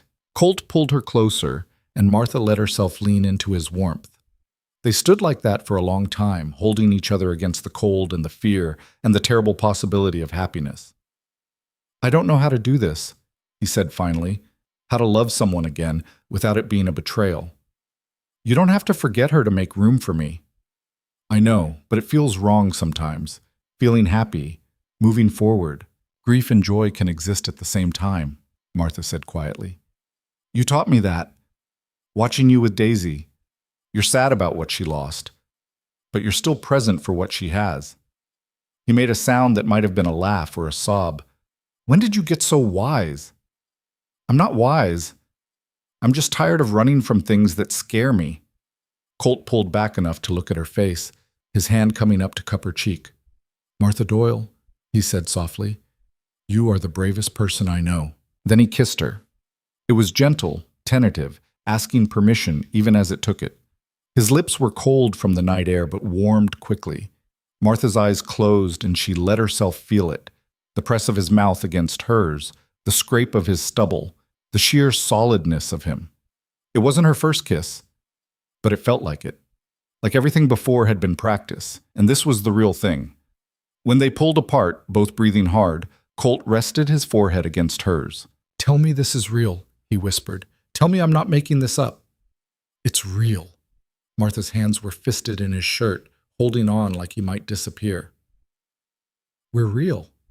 They kissed again, longer this time, deeper, and Martha felt the last of her carefully constructed walls crumble into dust. She was staying. She was choosing this. And for the first time in her life, she believed she might actually be chosen back. The kiss changed things, but not in the ways Martha expected. She thought it would make everything clearer, settle the questions that had been churning in her chest for weeks. Instead, it complicated everything, made her hyper-aware of Colt's presence in ways that felt both wonderful and excruciating, made her second-guess every interaction, every glance, every accidental brush of hands. They didn't talk about it the next morning. Colt was up before dawn as usual, already in the barn by the time Martha started breakfast. When he came in for coffee, their eyes met briefly, and something hot and electric passed between them before he looked away, jaw tight. Daisy noticed immediately. "You're both acting weird," she announced over her oatmeal. "We're not acting weird," Martha said too quickly. "Yes, you are. You keep looking at Papa, and then looking away. And Papa keeps looking at you and then looking away. It's like watching chickens who can't decide if they want to fight or run." Colt choked on his coffee. Martha felt her face burn. "We're just tired," Colt managed. "It was a long few days stuck inside." "Uh-huh." Daisy's expression said she didn't believe a word of it. "Did something happen I should know about?" "No," both adults said simultaneously. The girl's eyes narrowed with suspicion, but before she could interrogate further, there was a knock at the door. Colt stood, clearly grateful for the interruption. It was Jack Peterson, stamping snow off his boots on the porch. "Morning, folks. Just checking in after the storm. Everyone all right?" "We're fine," Colt said. "Livestock made it through. Lost part of the chicken coop roof, but nothing major." "Good, good."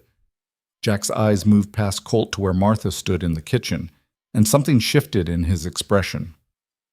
"Actually, Colt, I've got something to discuss with you. Business matter. Mind if we talk in the barn?" Colt hesitated, glancing back at Martha. "Can it wait?" "Rather not.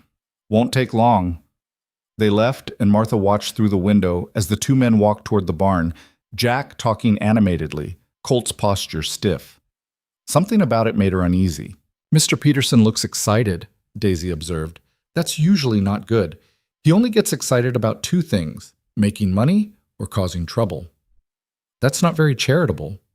"It's true, though. Mama used to say Mr. Peterson had a good heart but a greedy head, and you never knew which one was going to win." Daisy scraped the last of her oatmeal from the bowl. "I hope his heart wins today." Colt and Jack were in the barn for over an hour. Martha tried not to watch for them, tried to focus on her work, but anxiety crawled up her spine. When they finally emerged, Colt's face was carefully blank. Never a good sign. Jack left with a wave and a promise to talk soon, and Colt stood in the yard for a long moment before coming inside. Martha was at the stove, pretending she hadn't been watching. "Everything all right?" she asked, keeping her voice neutral. "Fine." The clipped answer told her it was anything but fine. She waited, giving him space to explain if he wanted to. When he didn't, she turned back to the pot she'd been stirring. "Colt, what did Jack want?" He was silent for so long she thought he might not answer. Then, "He's been talking to some people in town, investors from back east looking to buy up ranch land. Consolidate smaller operations into something bigger, more profitable." Martha's stomach dropped. And they're interested in Red Hollow, made Jack a generous offer for his place. He's thinking about taking it. Colt's voice was flat, emotionless. "Wanted to know if I'd be interested in selling too. Said together our land would be valuable. Could make a good profit." "What did you tell him?" "I told him I'd think about it." Martha's hand stilled on the spoon. "You're actually considering this?" "I don't know. Maybe." He ran a hand through his hair, frustrated. "This ranch has been bleeding money since Rebecca died. I've kept it afloat through stubbornness and luck, but that's not sustainable. And now with winter coming, feed costs going up, cattle prices down," he trailed off. "It might be the smart move." "And go where?" "Do what?" "I don't know. Jack mentioned the investors are looking for ranch managers. People who know the land, know the work. Could be a job there. Steady wages, none of the risk." Martha felt like the ground was shifting under her feet. "What about Daisy?"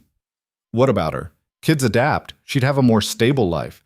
Maybe even opportunities for schooling for—" "She'd be devastated." Martha's voice came out sharper than she intended. "This is her home, her mother's home, everything she knows." "I'm aware." Colt's tone hardened. "But sometimes you have to make hard choices for the people you love. Put practicality over sentiment." "Is that what this is? Practicality?" "What else would it be?" Martha wanted to scream. Instead, she set the spoon down very carefully, precisely, and turned to face him. "It's fear," she said quietly. "Fear that you're actually happy again. Fear that things are working out. So you're looking for a reason to blow it all up before it can hurt you." His expression went dangerously still. "That's not—" Yes, it is. She took a step toward him. Last night scared you. This, us, whatever we're building here scares you. So you're reaching for the first exit that presents itself and calling it practical. You don't know what you're talking about, don't I? I've spent my whole life running from things that might hurt me. I recognize it when I see it. Martha's hands were shaking, but she pressed on. You told me to stay. You asked me to believe this was real, and I did. I chose to stay. Now you're going to sell the ranch and leave? I haven't decided anything yet. But you're considering it. That's the same thing. Colt's jaw clenched. Maybe you shouldn't have stayed. Maybe that was a mistake. The words hit like a physical blow. Martha took a step back, feeling something crack in her chest. There it is, she whispered. The truth. You didn't want me to stay. You wanted me to be temporary, easier to let go of. That's not what I said. It's what you meant. She turned back to the stove, blinking hard against tears that threatened to fall. You know what? Do whatever you want. Sell the ranch, take the job, run away from anything that might actually make you happy. But don't pretend it's about practicality or what's best for Daisy. Own what you're doing. Martha, I need to finish dinner. Her voice was brittle, about to shatter. We can talk about this later, or not, whatever you prefer. He stood there for a long moment, and she could feel his presence like a weight on her shoulders. Then he left, the door closing with careful quietness that was somehow worse than slamming. Martha gripped the edge of the stove and let herself shake. She'd been right to be afraid, right to protect herself. She'd let her guard down for one moment, believed in something good, and this was what happened. She was the fool. Again. Daisy found her 20 minutes later, still standing at the stove even though dinner was ready. I heard you fighting, the girl said quietly. We weren't fighting, we were discussing. Loudly, with angry voices. That's fighting. Daisy climbed into a chair. Is Papa going to sell the ranch? Martha's hands stilled. You heard that too? I hear everything. Adults think kids don't pay attention, but we do, especially when it's about important things. Daisy's voice was steady, but her hands twisted together in her lap. Is he really going to make us leave? I don't know, sweetness. He said he's thinking about it. But this is our home. Mama's buried here. Her garden is here. All my memories of her are here. The girl's composure was cracking. How can he just sell all of that? Martha abandoned the stove and knelt beside Daisy's chair, taking the small hands in hers. Your papa loves you more than anything. Whatever he decides, it's because he thinks it's best for you. But it's not. Leaving isn't best. Staying is best. Having you here is best. Daisy's eyes were bright with unshed tears. Did you tell him that? I tried. Try harder. The fierceness in that small voice was startling. You said you were staying. You promised. I promised I wouldn't leave without telling you. I didn't promise I could make your papa stay. But you could try. You could make him see that we're better here, that we're finally happy again. Daisy's voice broke. Please, Martha, please don't let him take us away. The weight of that plea, the trust in it, made Martha's chest ache. I'll try, she promised, even though she had no idea how. But Daisy, you need to understand, your papa has to make this choice himself. I can't force him to want what I want. What do you want? The simple question deserved a simple answer. I want to stay here, with you and your papa. I want to keep building this life we've started. Martha swallowed hard. But I can't want it for all of us. He has to want it too. Daisy nodded slowly, processing this. Then she threw her arms around Martha's neck, holding tight. I want you to be my new mama, she whispered. I know that's not fair to my real mama, but I want it anyway. Martha's eyes burned. She held the girl close, pressing her face into soft hair, and wondered how everything had gotten so complicated so fast. Dinner was silent and tense. Colt ate mechanically, not meeting anyone's eyes. Daisy pushed food around her plate, her earlier appetite gone. Martha forced herself to eat, to model normalcy even though everything felt like it was falling apart. After, Daisy went to bed without her usual protests. Martha cleaned up alone, the kitchen too quiet, her thoughts too loud. She was washing the last plate when Colt appeared in the doorway. We need to talk, he said. Now you want to talk? Don't. His voice was rough. Don't make this harder than it already is. Martha set the plate down carefully, turned to face him.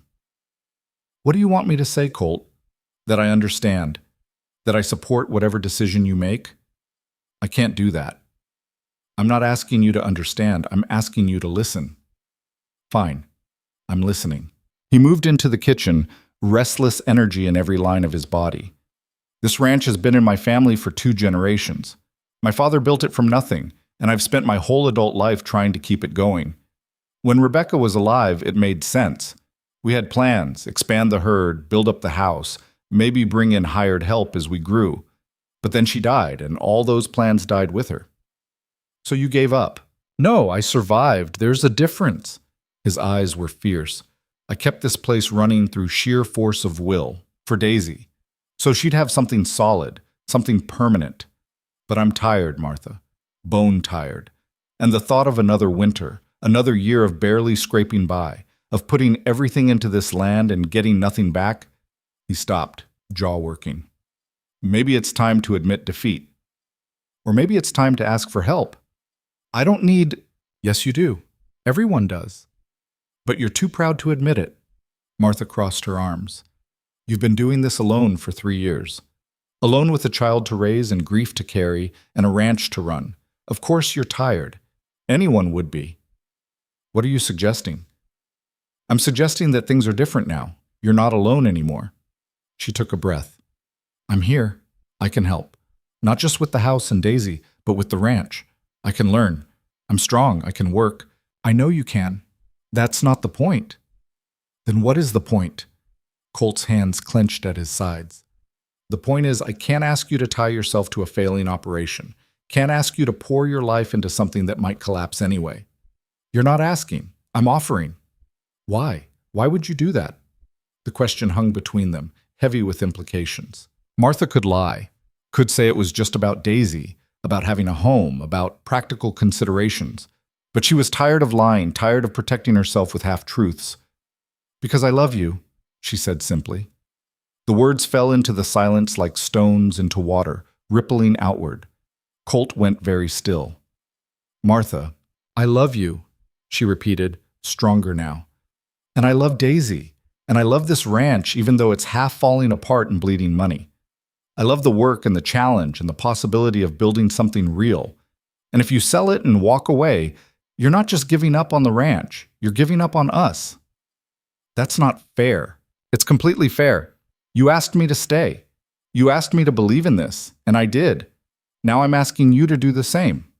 She moved closer, forcing him to look at her. Fight for this, Colt. Fight for us. Don't let fear make this decision. His expression was torn, raw with conflict. What if I fight and we still lose? What if I keep the ranch and it fails anyway? What if I'm dragging you down with me? Then we fail together. But at least we tried. You make it sound simple. It is simple. You're the one making it complicated. Martha reached up, touching his face with a boldness she didn't know she possessed. I know you're scared.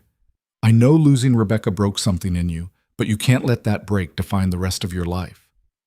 Colt's hand came up to cover hers, pressing it against his cheek. His eyes closed. I don't know how to do this, he whispered.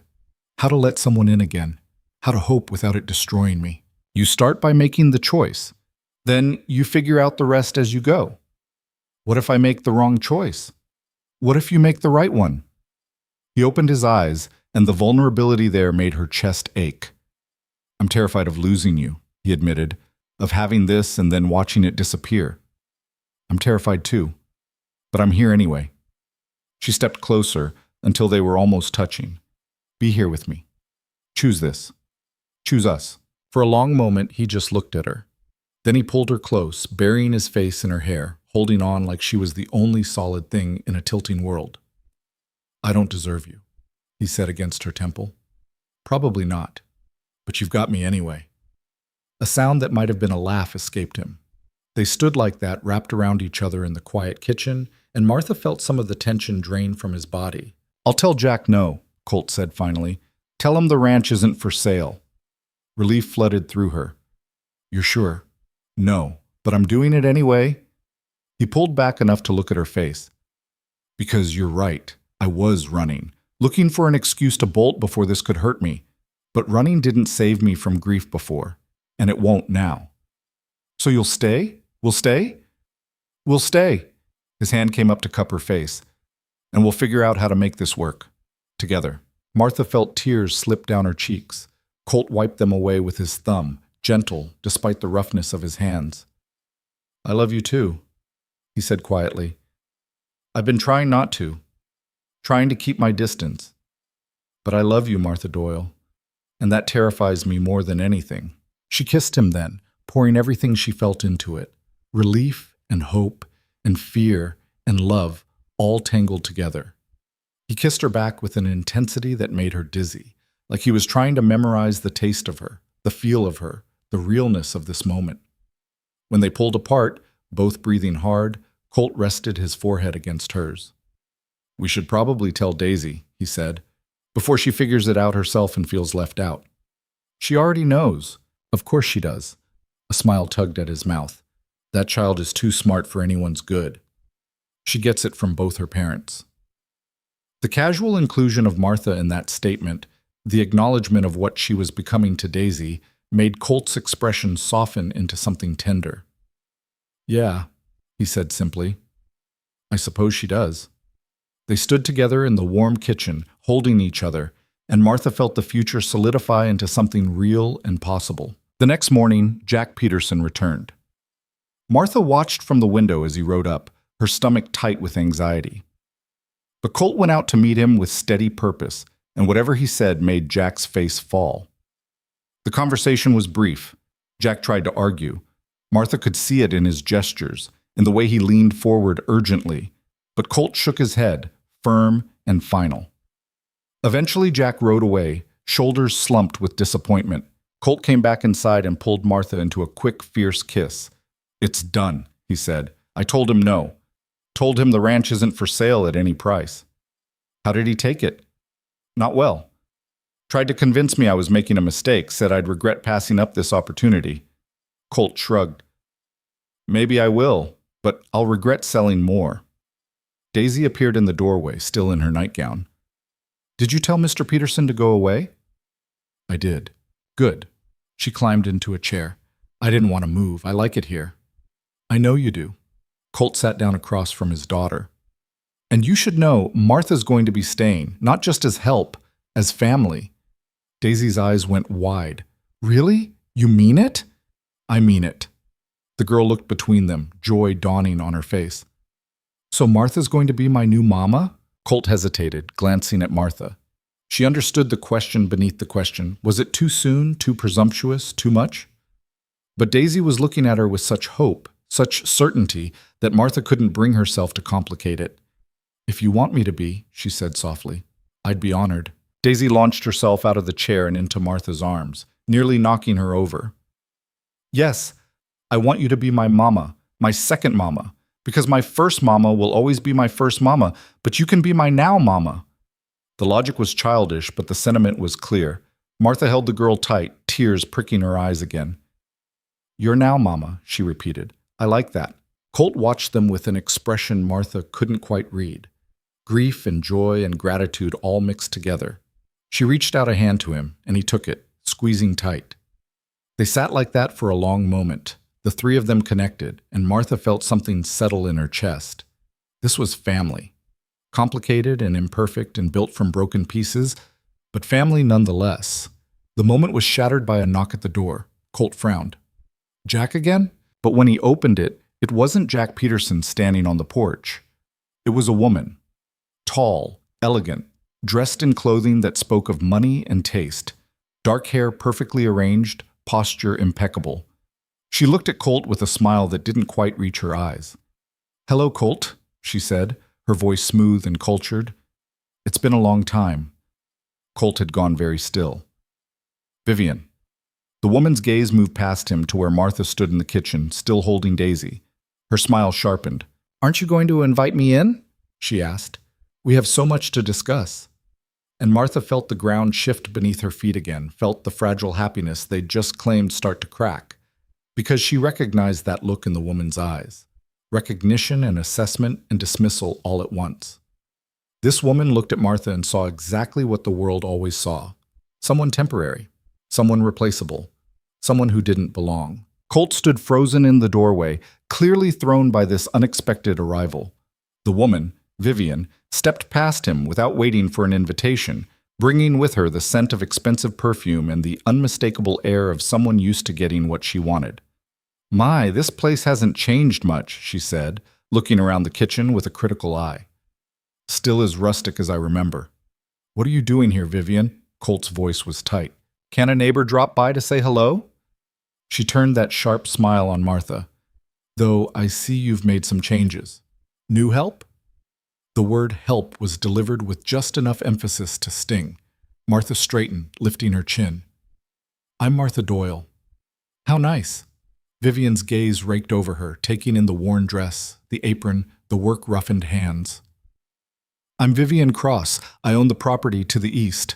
Perhaps Colt has mentioned me." "No," Martha said flatly. "He hasn't." Something flashed in Vivian's eyes. Annoyance or satisfaction? Hard to tell. Daisy pressed closer to Martha, her small hand gripping tight. The girl's earlier joy had vanished, replaced by the same wariness Martha felt.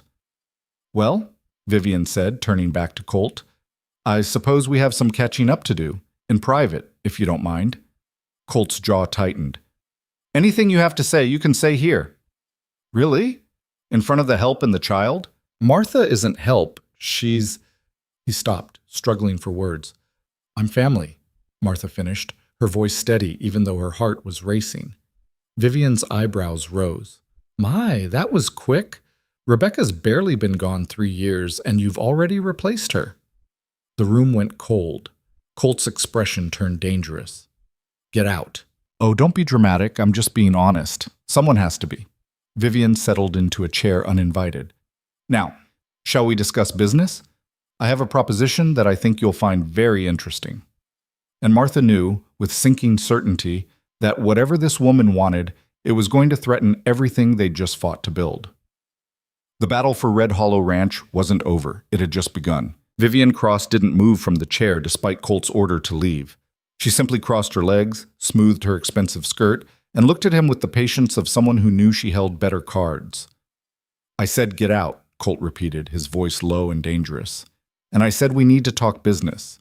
Surely you can spare a few minutes to hear what I have to say. Unless you're afraid." Her gaze slid to Martha. "Or perhaps you're worried about what your housekeeper might think." Martha felt Daisy's hand tighten in hers. The girl was trembling slightly, pressed against Martha's side like she was trying to disappear. "I'm not his housekeeper," Martha said, keeping her voice level. "I already told you that." "Oh, forgive me. His fiancée, then? Or are we still pretending this is just a convenient arrangement?" Vivian's smile was razor sharp. "I do hope you didn't actually believe Colt when he said you were family. Men say all sorts of things when they need someone to cook and clean." "That's enough." Colt's hands were clenched into fists at his sides. "You've got 30 seconds to state your business before I throw you out myself." Vivian's expression didn't change, but something calculating entered her eyes. "Very well, I'll be direct. I'm prepared to make you an offer for Red Hollow Ranch. A generous offer. More than generous, actually, considering the state of the property. The ranch isn't for sale. Everything's for sale at the right price. And my price is very right." She pulled a folded document from her bag. "I'm willing to pay 20% above market value. Cash. You could walk away debt-free with enough money to start fresh somewhere else. Somewhere easier. Somewhere your daughter might actually have a future." The jab at Daisy made Martha's blood boil, but Colt just stared at Vivian with cold fury. "I already told Jack Peterson no. The answer's the same for you. Jack Peterson is a fool who doesn't understand the bigger picture. I do." Vivian leaned forward. "This land is valuable, Colt. Not for cattle ranching. That's a dying business and you know it. But for development. There are people back east with money and vision who see the potential here. Hotels, resorts, hunting lodges for wealthy men who want to play cowboy for a week. That's the future. Not my future." "No." "Then what is your future?" She gestured around the kitchen. "Another year of barely surviving? Watching this place crumble while you work yourself to death? Pinning your hopes on a woman who showed up desperate and homeless 6 months ago?" Martha flinched despite herself. The words hit too close to old wounds, old fears.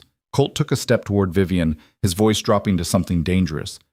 You don't know anything about Martha, and you sure as hell don't know anything about what I want. I know you better than you think. We grew up together, remember? I knew you before Rebecca came along with her pretty face and romantic notions. I know you're practical underneath all that stubborn pride. Vivian stood, moving closer to him. This offer won't last forever. I have other properties I could acquire, but I'm giving you first chance because we have history. Because I remember when we were young, and you said, Don't.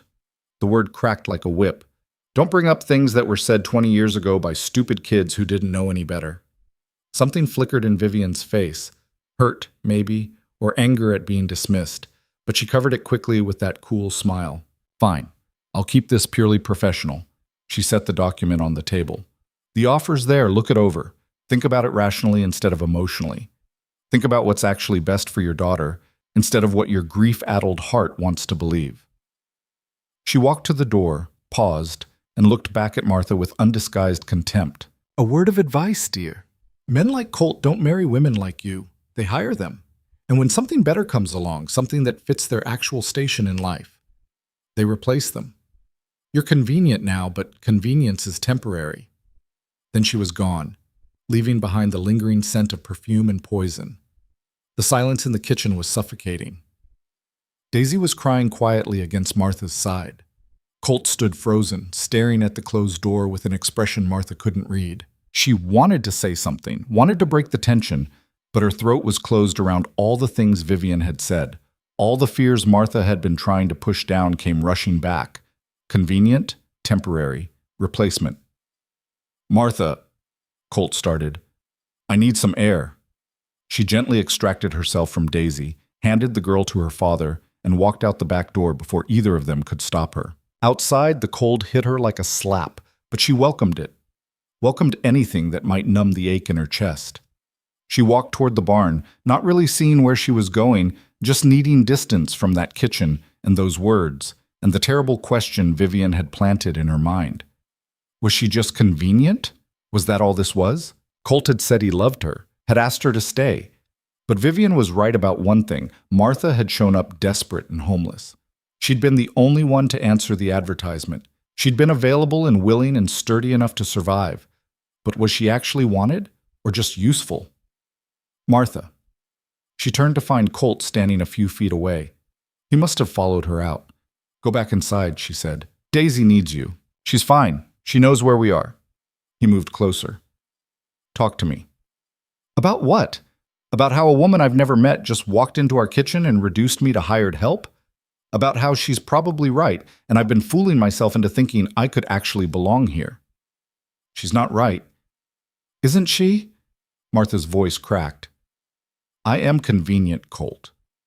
I was there when you needed someone.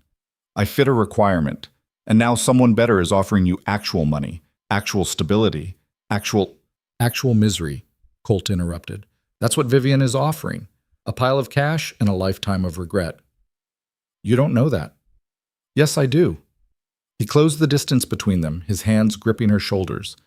I know exactly what that life would be. Selling my family's legacy, leaving the only home Daisy's ever known, walking away from you. That's not stability. That's cowardice. It's practical. To hell with practical. The vehemence in his voice startled her. You know what's practical? Giving up, settling for less, protecting yourself from disappointment by never hoping for anything better. I did that for 3 years after Rebecca died. I was so damn practical I forgot how to live. Colt, you want to know what Vivian and I had 20 years ago? Nothing. A few conversations at church socials, me being young and stupid enough to think wealth and sophistication were attractive. Then I met Rebecca and realized I'd been looking at the wrong things. His hands tightened on her shoulders. Rebecca taught me that love isn't about what makes sense on paper. It's about who makes you want to be better, who makes life feel worth living even when it's hard. Martha's eyes burned. And when she died? When she died, I forgot that lesson. I went back to practical, to surviving instead of living, to protecting Daisy and the ranch and myself from anything that might hurt us. He pulled her closer. Then you showed up, and you didn't try to be Rebecca. You didn't try to fit some image of what you thought I wanted. You were just you, strong and honest and stubborn as hell.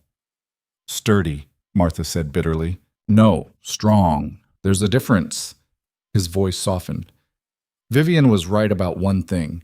You were desperate when you came here. So was I. We were both drowning. But instead of pulling each other under, we learned to keep each other afloat. That's not convenience. That's partnership. She said you'd replace me when something better came along. And what the hell could be better than someone who makes my daughter laugh? Who works harder than anyone I've ever met? Who calls me on my bullshit and makes me face things I'd rather run from? He cupped her face in his rough hands. You're not convenient, Martha. You're essential. And if you can't see that, I'll spend the rest of my life proving it to you.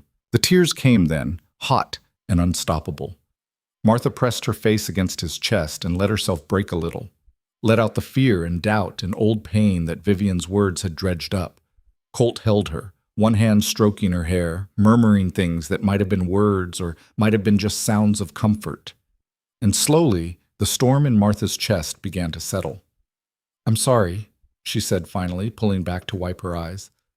I shouldn't have let her get to me. She's good at finding weak spots, always has been. Colt's thumb brushed away a tear she'd missed. But you need to understand something. I'm not going to sell this ranch. Not to her, not to anyone. This is our home, and I'm sure as hell not going to let some bitter woman with money dictate my life. She'll be back. I know. And we'll deal with it. Together. He kissed her forehead. Come back inside. Daisy's probably convinced herself we're having another fight. They walked back to the house hand in hand, and Martha felt some of her equilibrium returning. Vivian's words still stung, but they couldn't touch the fundamental truth. She was choosing to be here, and Colt was choosing her back. Inside, they found Daisy sitting at the table with the document Vivian had left, studying it with intense concentration. This is a lot of money, she said without preamble. More than I thought land was worth. It's complicated, Colt said, taking the document and tossing it into the stove. The paper caught immediately, curling and blackening. And it doesn't matter. We're not selling. I know, but I wanted to see what she thought we were worth. Daisy looked at her father with those two old eyes. She thinks buying us out will make her happy, but Mama used to say money can't buy happiness if you don't know what happiness is. Your Mama was right. She usually was. Daisy turned to Martha. Are you okay? That lady was mean to you. I'm all right, sweetness. Good, because I don't like her. She smells like flowers but acts like thorns. The child's assessment was so accurate it startled a laugh out of Martha. That's one way to put it. They spent the rest of the day trying to return to normal, but Vivian's presence lingered like smoke. Martha caught herself watching out the window, half expecting to see her riding up again. Colt was tense, distracted, his mind clearly working through scenarios and strategies. That evening, after Daisy was in bed, they sat at the kitchen table with coffee neither of them was drinking. She won't give up, Martha said quietly. Women like that don't take no for an answer. I know. So what do we do? Colt was quiet for a long moment. We hold the line. We make it clear, to her, to Jack, to anyone who asks, that this ranch is not for sale. We build up what we have instead of tearing it down. And we do it together. That's not much of a plan. It's all I've got. He reached across the table, taking her hand. But I need to know you're with me. That you're not going to let Vivian's poison get inside your head and make you doubt this. Because I can fight off land developers and nosy neighbors, but I can't fight your fear for you. Martha looked at their joined hands, his scarred and work-roughened, hers equally worn. Two people who'd survived hard lives and harder losses. Two people who'd found each other through desperation and stayed through something that might actually be love. I'm with you, she said. Even when I'm scared, even when people like Vivian make me doubt myself, I'm with you. Relief washed over his face. Then we'll be fine. Maybe not easy, but fine. The next few days passed in tense anticipation, but Vivian didn't return. Instead, other things started happening. Small things at first. A fence mysteriously cut during the night, letting cattle wander onto neighboring property. Supplies going missing from the barn. A letter from the bank about a payment that had supposedly been missed, even though Colt had receipts proving otherwise. She's trying to wear us down, Martha said after the third incident. Make things difficult enough that selling looks attractive. It's not going to work. But Martha could see the strain on Colt's face. Could see him getting up earlier, going to bed later, the weight of fighting this invisible war taking its toll. And then Jack Peterson showed up again. This time he looked uncomfortable, shifting his weight from foot to foot on the porch. Colt. Martha. I need to talk to you both. They invited him in, offered coffee he didn't touch. I want to apologize, Jack said finally, for bringing those investors around, for pushing the sale. I thought I was doing you a favor, but I was really just trying to justify my own decision. You're selling your place? Colt asked. Already did. Papers were signed yesterday. Jack wouldn't meet their eyes. Vivian sweetened the deal, offered me enough money to retire comfortably, to finally rest after 40 years of breaking my back on this land. So why are you here? Martha asked, not unkindly. Because I wanted to warn you. Vivian's not done. She's got investors lined up, ready to start development as soon as she acquires enough contiguous property. Your ranch is the keystone. Without it, her whole plan falls apart. He looked at Colt seriously. She's going to come at you harder, make things difficult, and she's got resources we don't have. Let her try, Colt said flatly. I'm serious. This woman doesn't lose. She'll find your weaknesses and exploit them. Jack glanced at Martha, something apologetic in his expression. She'll use anything she can against you. After Jack left, Martha and Colt sat in silence. He's right, Martha said finally. She's going to come after us. And she's going to use me to do it. What do you mean? I'm the weakness. I'm the thing that doesn't fit. The woman who doesn't belong in your life, according to people like Vivian. Martha stood, moving to the window. She's going to make sure everyone knows I'm just the housekeeper who got ideas above her station. She's going to make you look foolish for choosing me. And eventually the pressure will be too much. The hell it will. Colt was beside her suddenly, turning her to face him. I don't care what Vivian thinks. I don't care what anyone thinks. You're not going anywhere, and neither am I. You say that now. I say that, period. His voice was fierce. Martha, listen to me. I spent 3 years caring too much about what people thought. About being the grieving widower. About doing everything right. About maintaining appearances. It nearly killed me. I'm not going back to that. But Daisy is happier now than she's been since her mother died. You think I'm going to sacrifice that for social approval? He pulled Martha closer. You and Daisy are my family now. The people who matter know that. The people who don't can go to hell. Martha wanted to believe him, but she'd lived long enough to know that social pressure could crush even the strongest intentions. The test came a week later. Martha was in town for supplies, Daisy with her, when they encountered a group of women outside the general store. Town ladies, the kind who set social standards and judged everyone against them. One of them, Mrs. Henderson, who'd been mentioned as a previous housekeeper candidate, smiled with false sweetness. Why, Martha, isn't it? I heard you're still at the Cole Ranch. How industrious of you. Yes, ma'am. We're managing well. Oh, I'm sure you're managing something. The women tittered. Such a tragedy, isn't it? Colt Cole reduced to keeping house with his help. Rebecca must be rolling in her grave. Martha felt Daisy's hand tighten in hers. The girl was watching the women with barely concealed hostility. Martha's not help, Daisy said clearly. She's going to be my new mama. The silence that followed was sharp enough to cut. Mrs. Henderson's smile turned brittle. My dear child, I don't think you understand. I understand fine. Papa loves Martha, and Martha loves Papa, and they're getting married, and that makes her my mama. Daisy lifted her chin, defiant. Just because you're jealous doesn't change that. Jealous? Mrs. Henderson's voice went shrill. Of that oversized woman? My dear girl, you've been fed fairy tales. Your father is simply being kind to someone who has nowhere else to go. Once he comes to his senses, that's enough. Martha's voice cut through the spite. She looked at Mrs. Henderson and the other women, saw the mix of disapproval and malicious satisfaction, and felt something snap into place inside her. She was done apologizing for existing, done shrinking to make other people comfortable, done pretending she didn't deserve the life she was building. You're right about one thing, Martha said evenly. I had nowhere else to go when I came to Red Hollow. I was desperate and homeless and willing to take any work I could get. But that doesn't make me pathetic. It makes me a survivor. Well, I work harder than anyone I know. I've helped rebuild a ranch that was falling apart. I've given a grieving child the stability she desperately needed. And I've given a broken man permission to love again." Martha took a step forward, and several of the women actually stepped back. "If that threatens you, if that offends your delicate sensibilities, that's your problem, not mine. How dare you speak to us that way? I dare because I'm done caring what you think. You can whisper about me all you want. You can judge me for being too big, too plain, too common. But at the end of the day, I'm going home to people who love me. Can you say the same?" The women stared at her, scandalized and speechless. Martha took Daisy's hand and walked past them into the store, her heart pounding, but her head high. Inside, Daisy looked up at her with shining eyes. "That was amazing," the girl breathed. "You made them stop talking. I just told the truth." Mama used to say the truth was the best weapon against people who dealt in lies.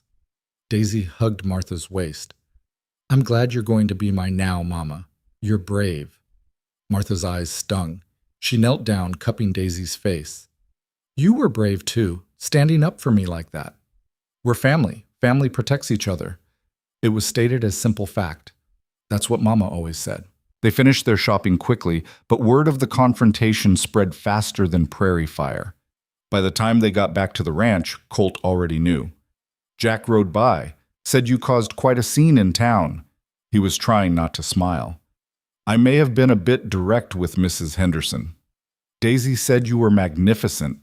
He pulled Martha close, kissing her soundly. "I'm sorry I wasn't there to see it. It wasn't that impressive. I just got tired of being polite to people who weren't being polite to me." "Well, you've certainly given Vivian's gossip campaign some fuel. The whole town will be talking about the oversized housekeeper who thinks she can be lady of the manor." "Let them talk." Martha meant it. "I'm done shrinking for other people's comfort." Colt's smile was fierce and proud. "Good, because I need you at full size.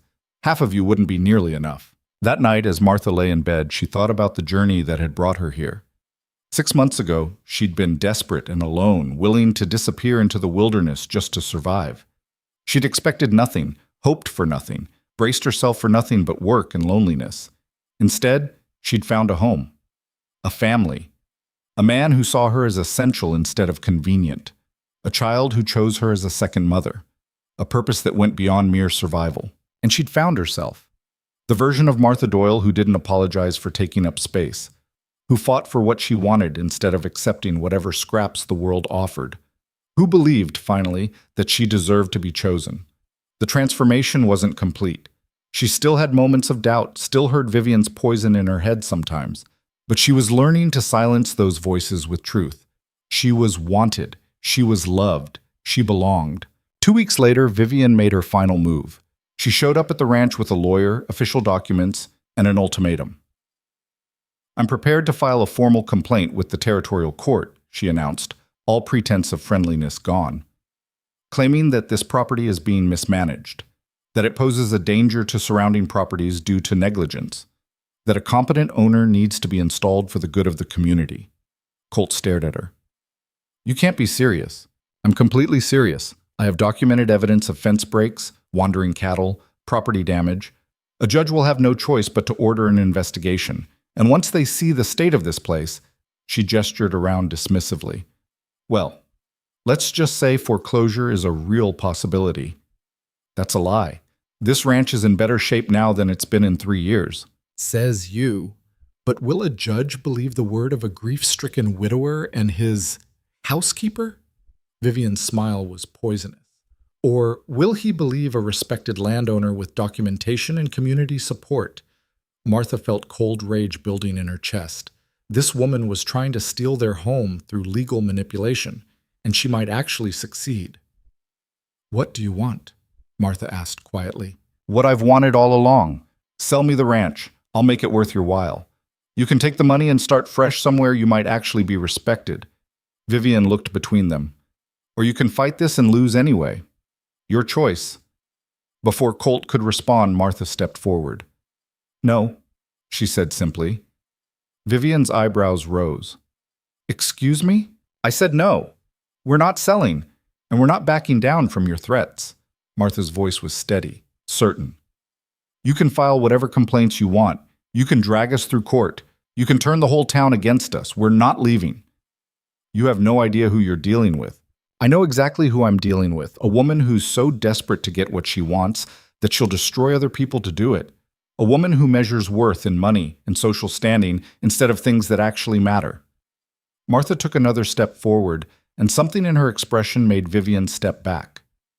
But you're not fighting someone desperate anymore. You're fighting someone who has something worth protecting, and that makes all the difference. Vivian's composure cracked slightly.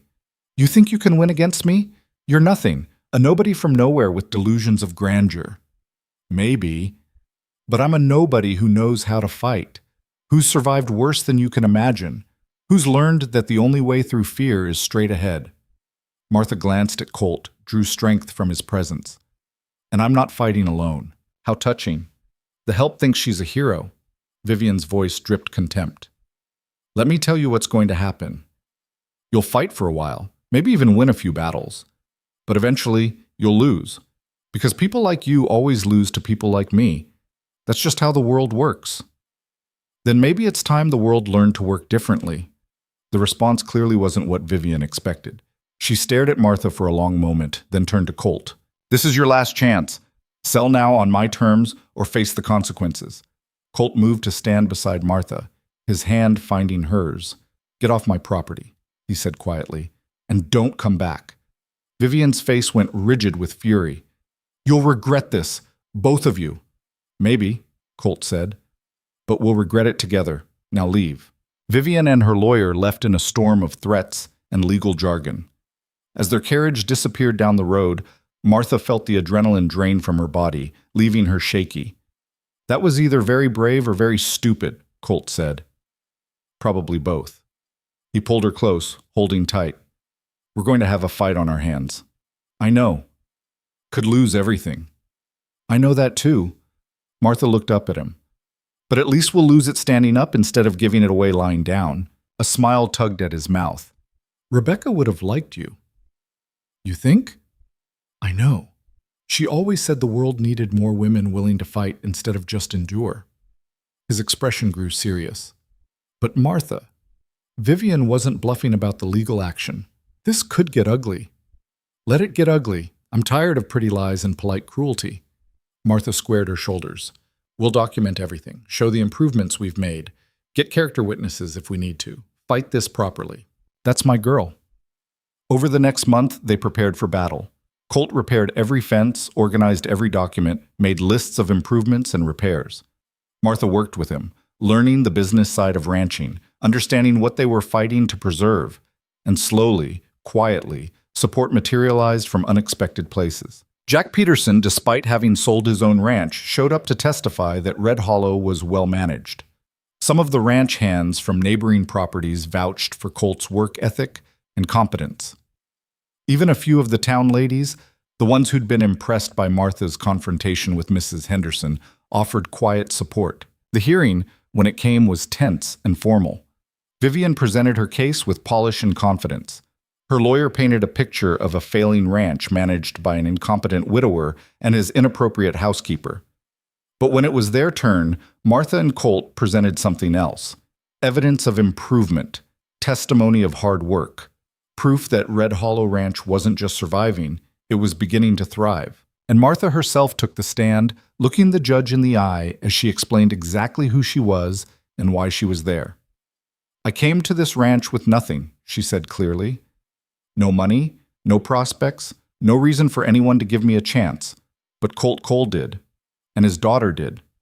They gave me a home when I had none, work when I needed it, a family when I thought I'd never have one. And what do you say to the accusation that you're simply taking advantage of a grieving man? The judge asked. I'd say that grief doesn't make a person stupid.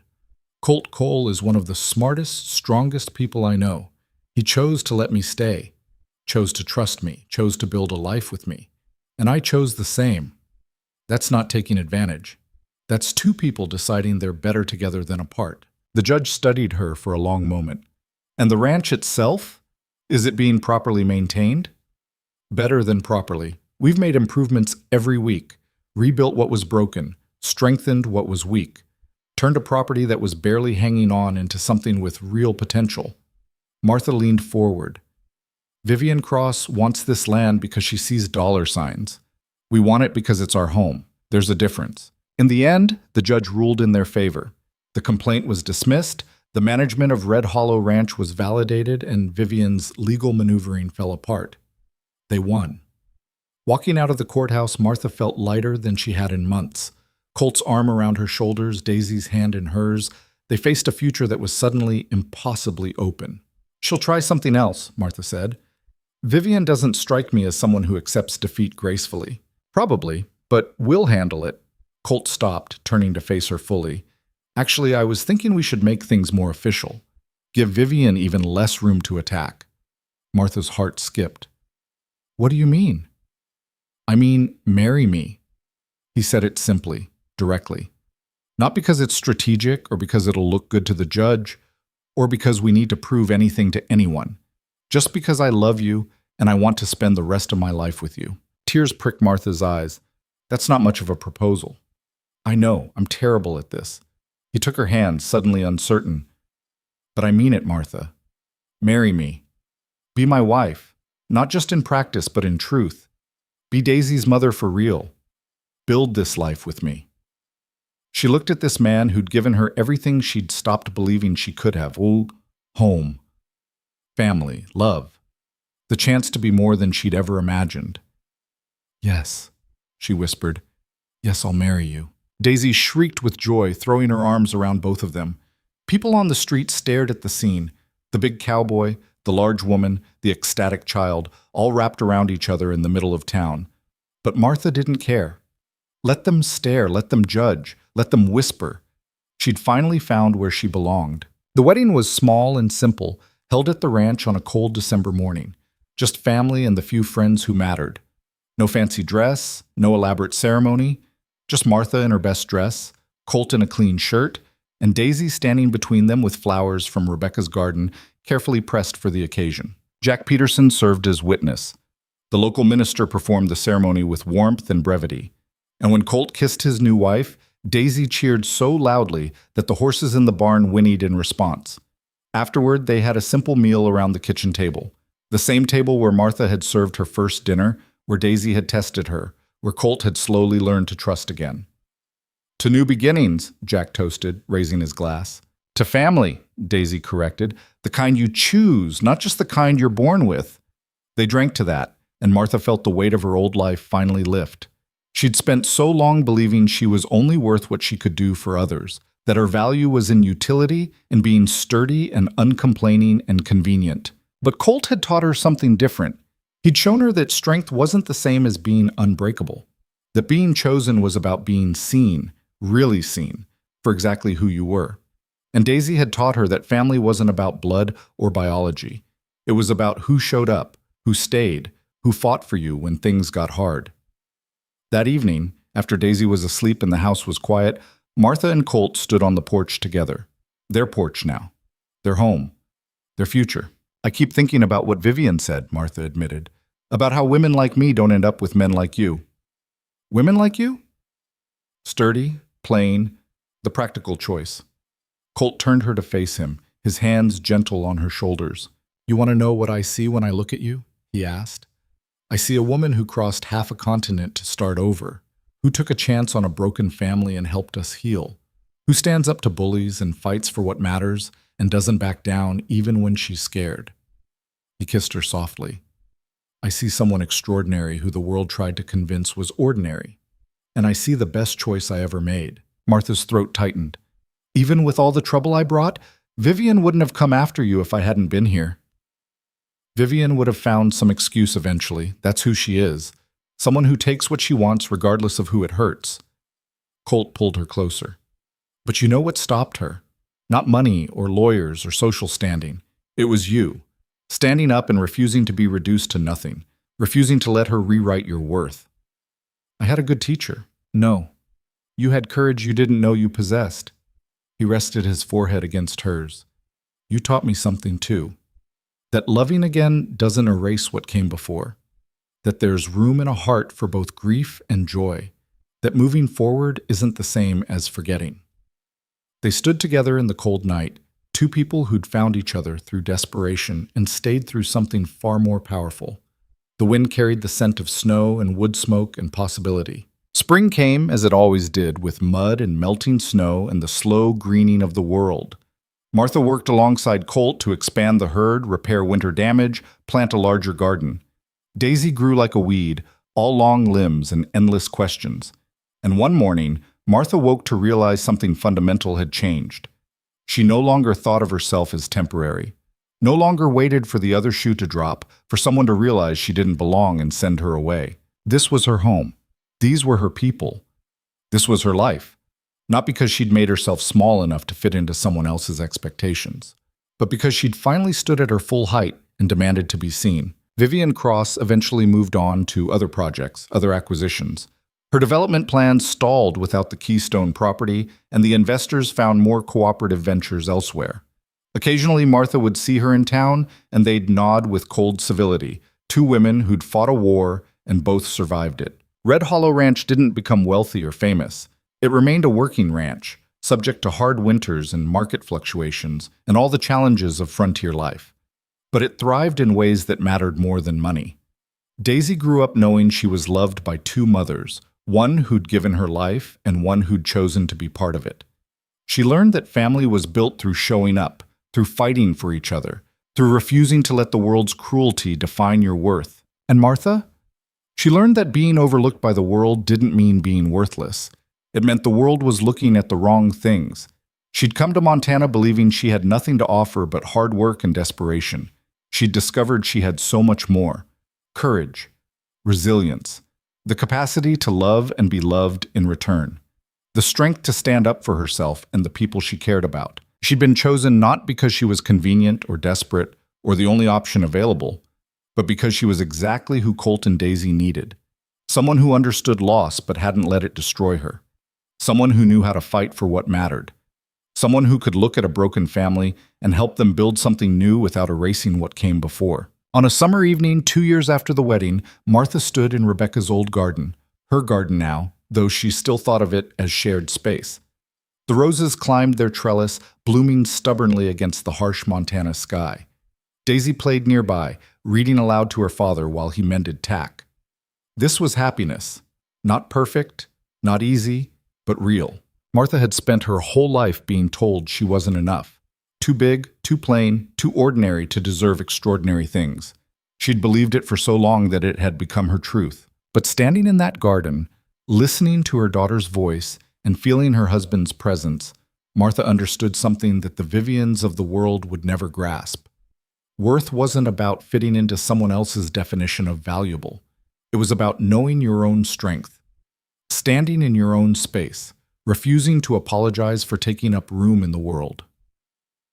She'd been the woman the world overlooked, and she'd become the woman who held everything together. Not because she had to, but because she chose to, and she'd been chosen in return. That was the real victory, not defeating Vivian or saving the ranch or proving the doubters wrong, but learning finally to believe she deserved the life she'd built. The frontier was hard. Life was uncertain. Tomorrow might bring new challenges, new battles to fight. But tonight, Martha Doyle Cole stood in her garden, surrounded by her family, and knew with absolute certainty that she was exactly where she belonged. And that was enough. More than enough. It was everything.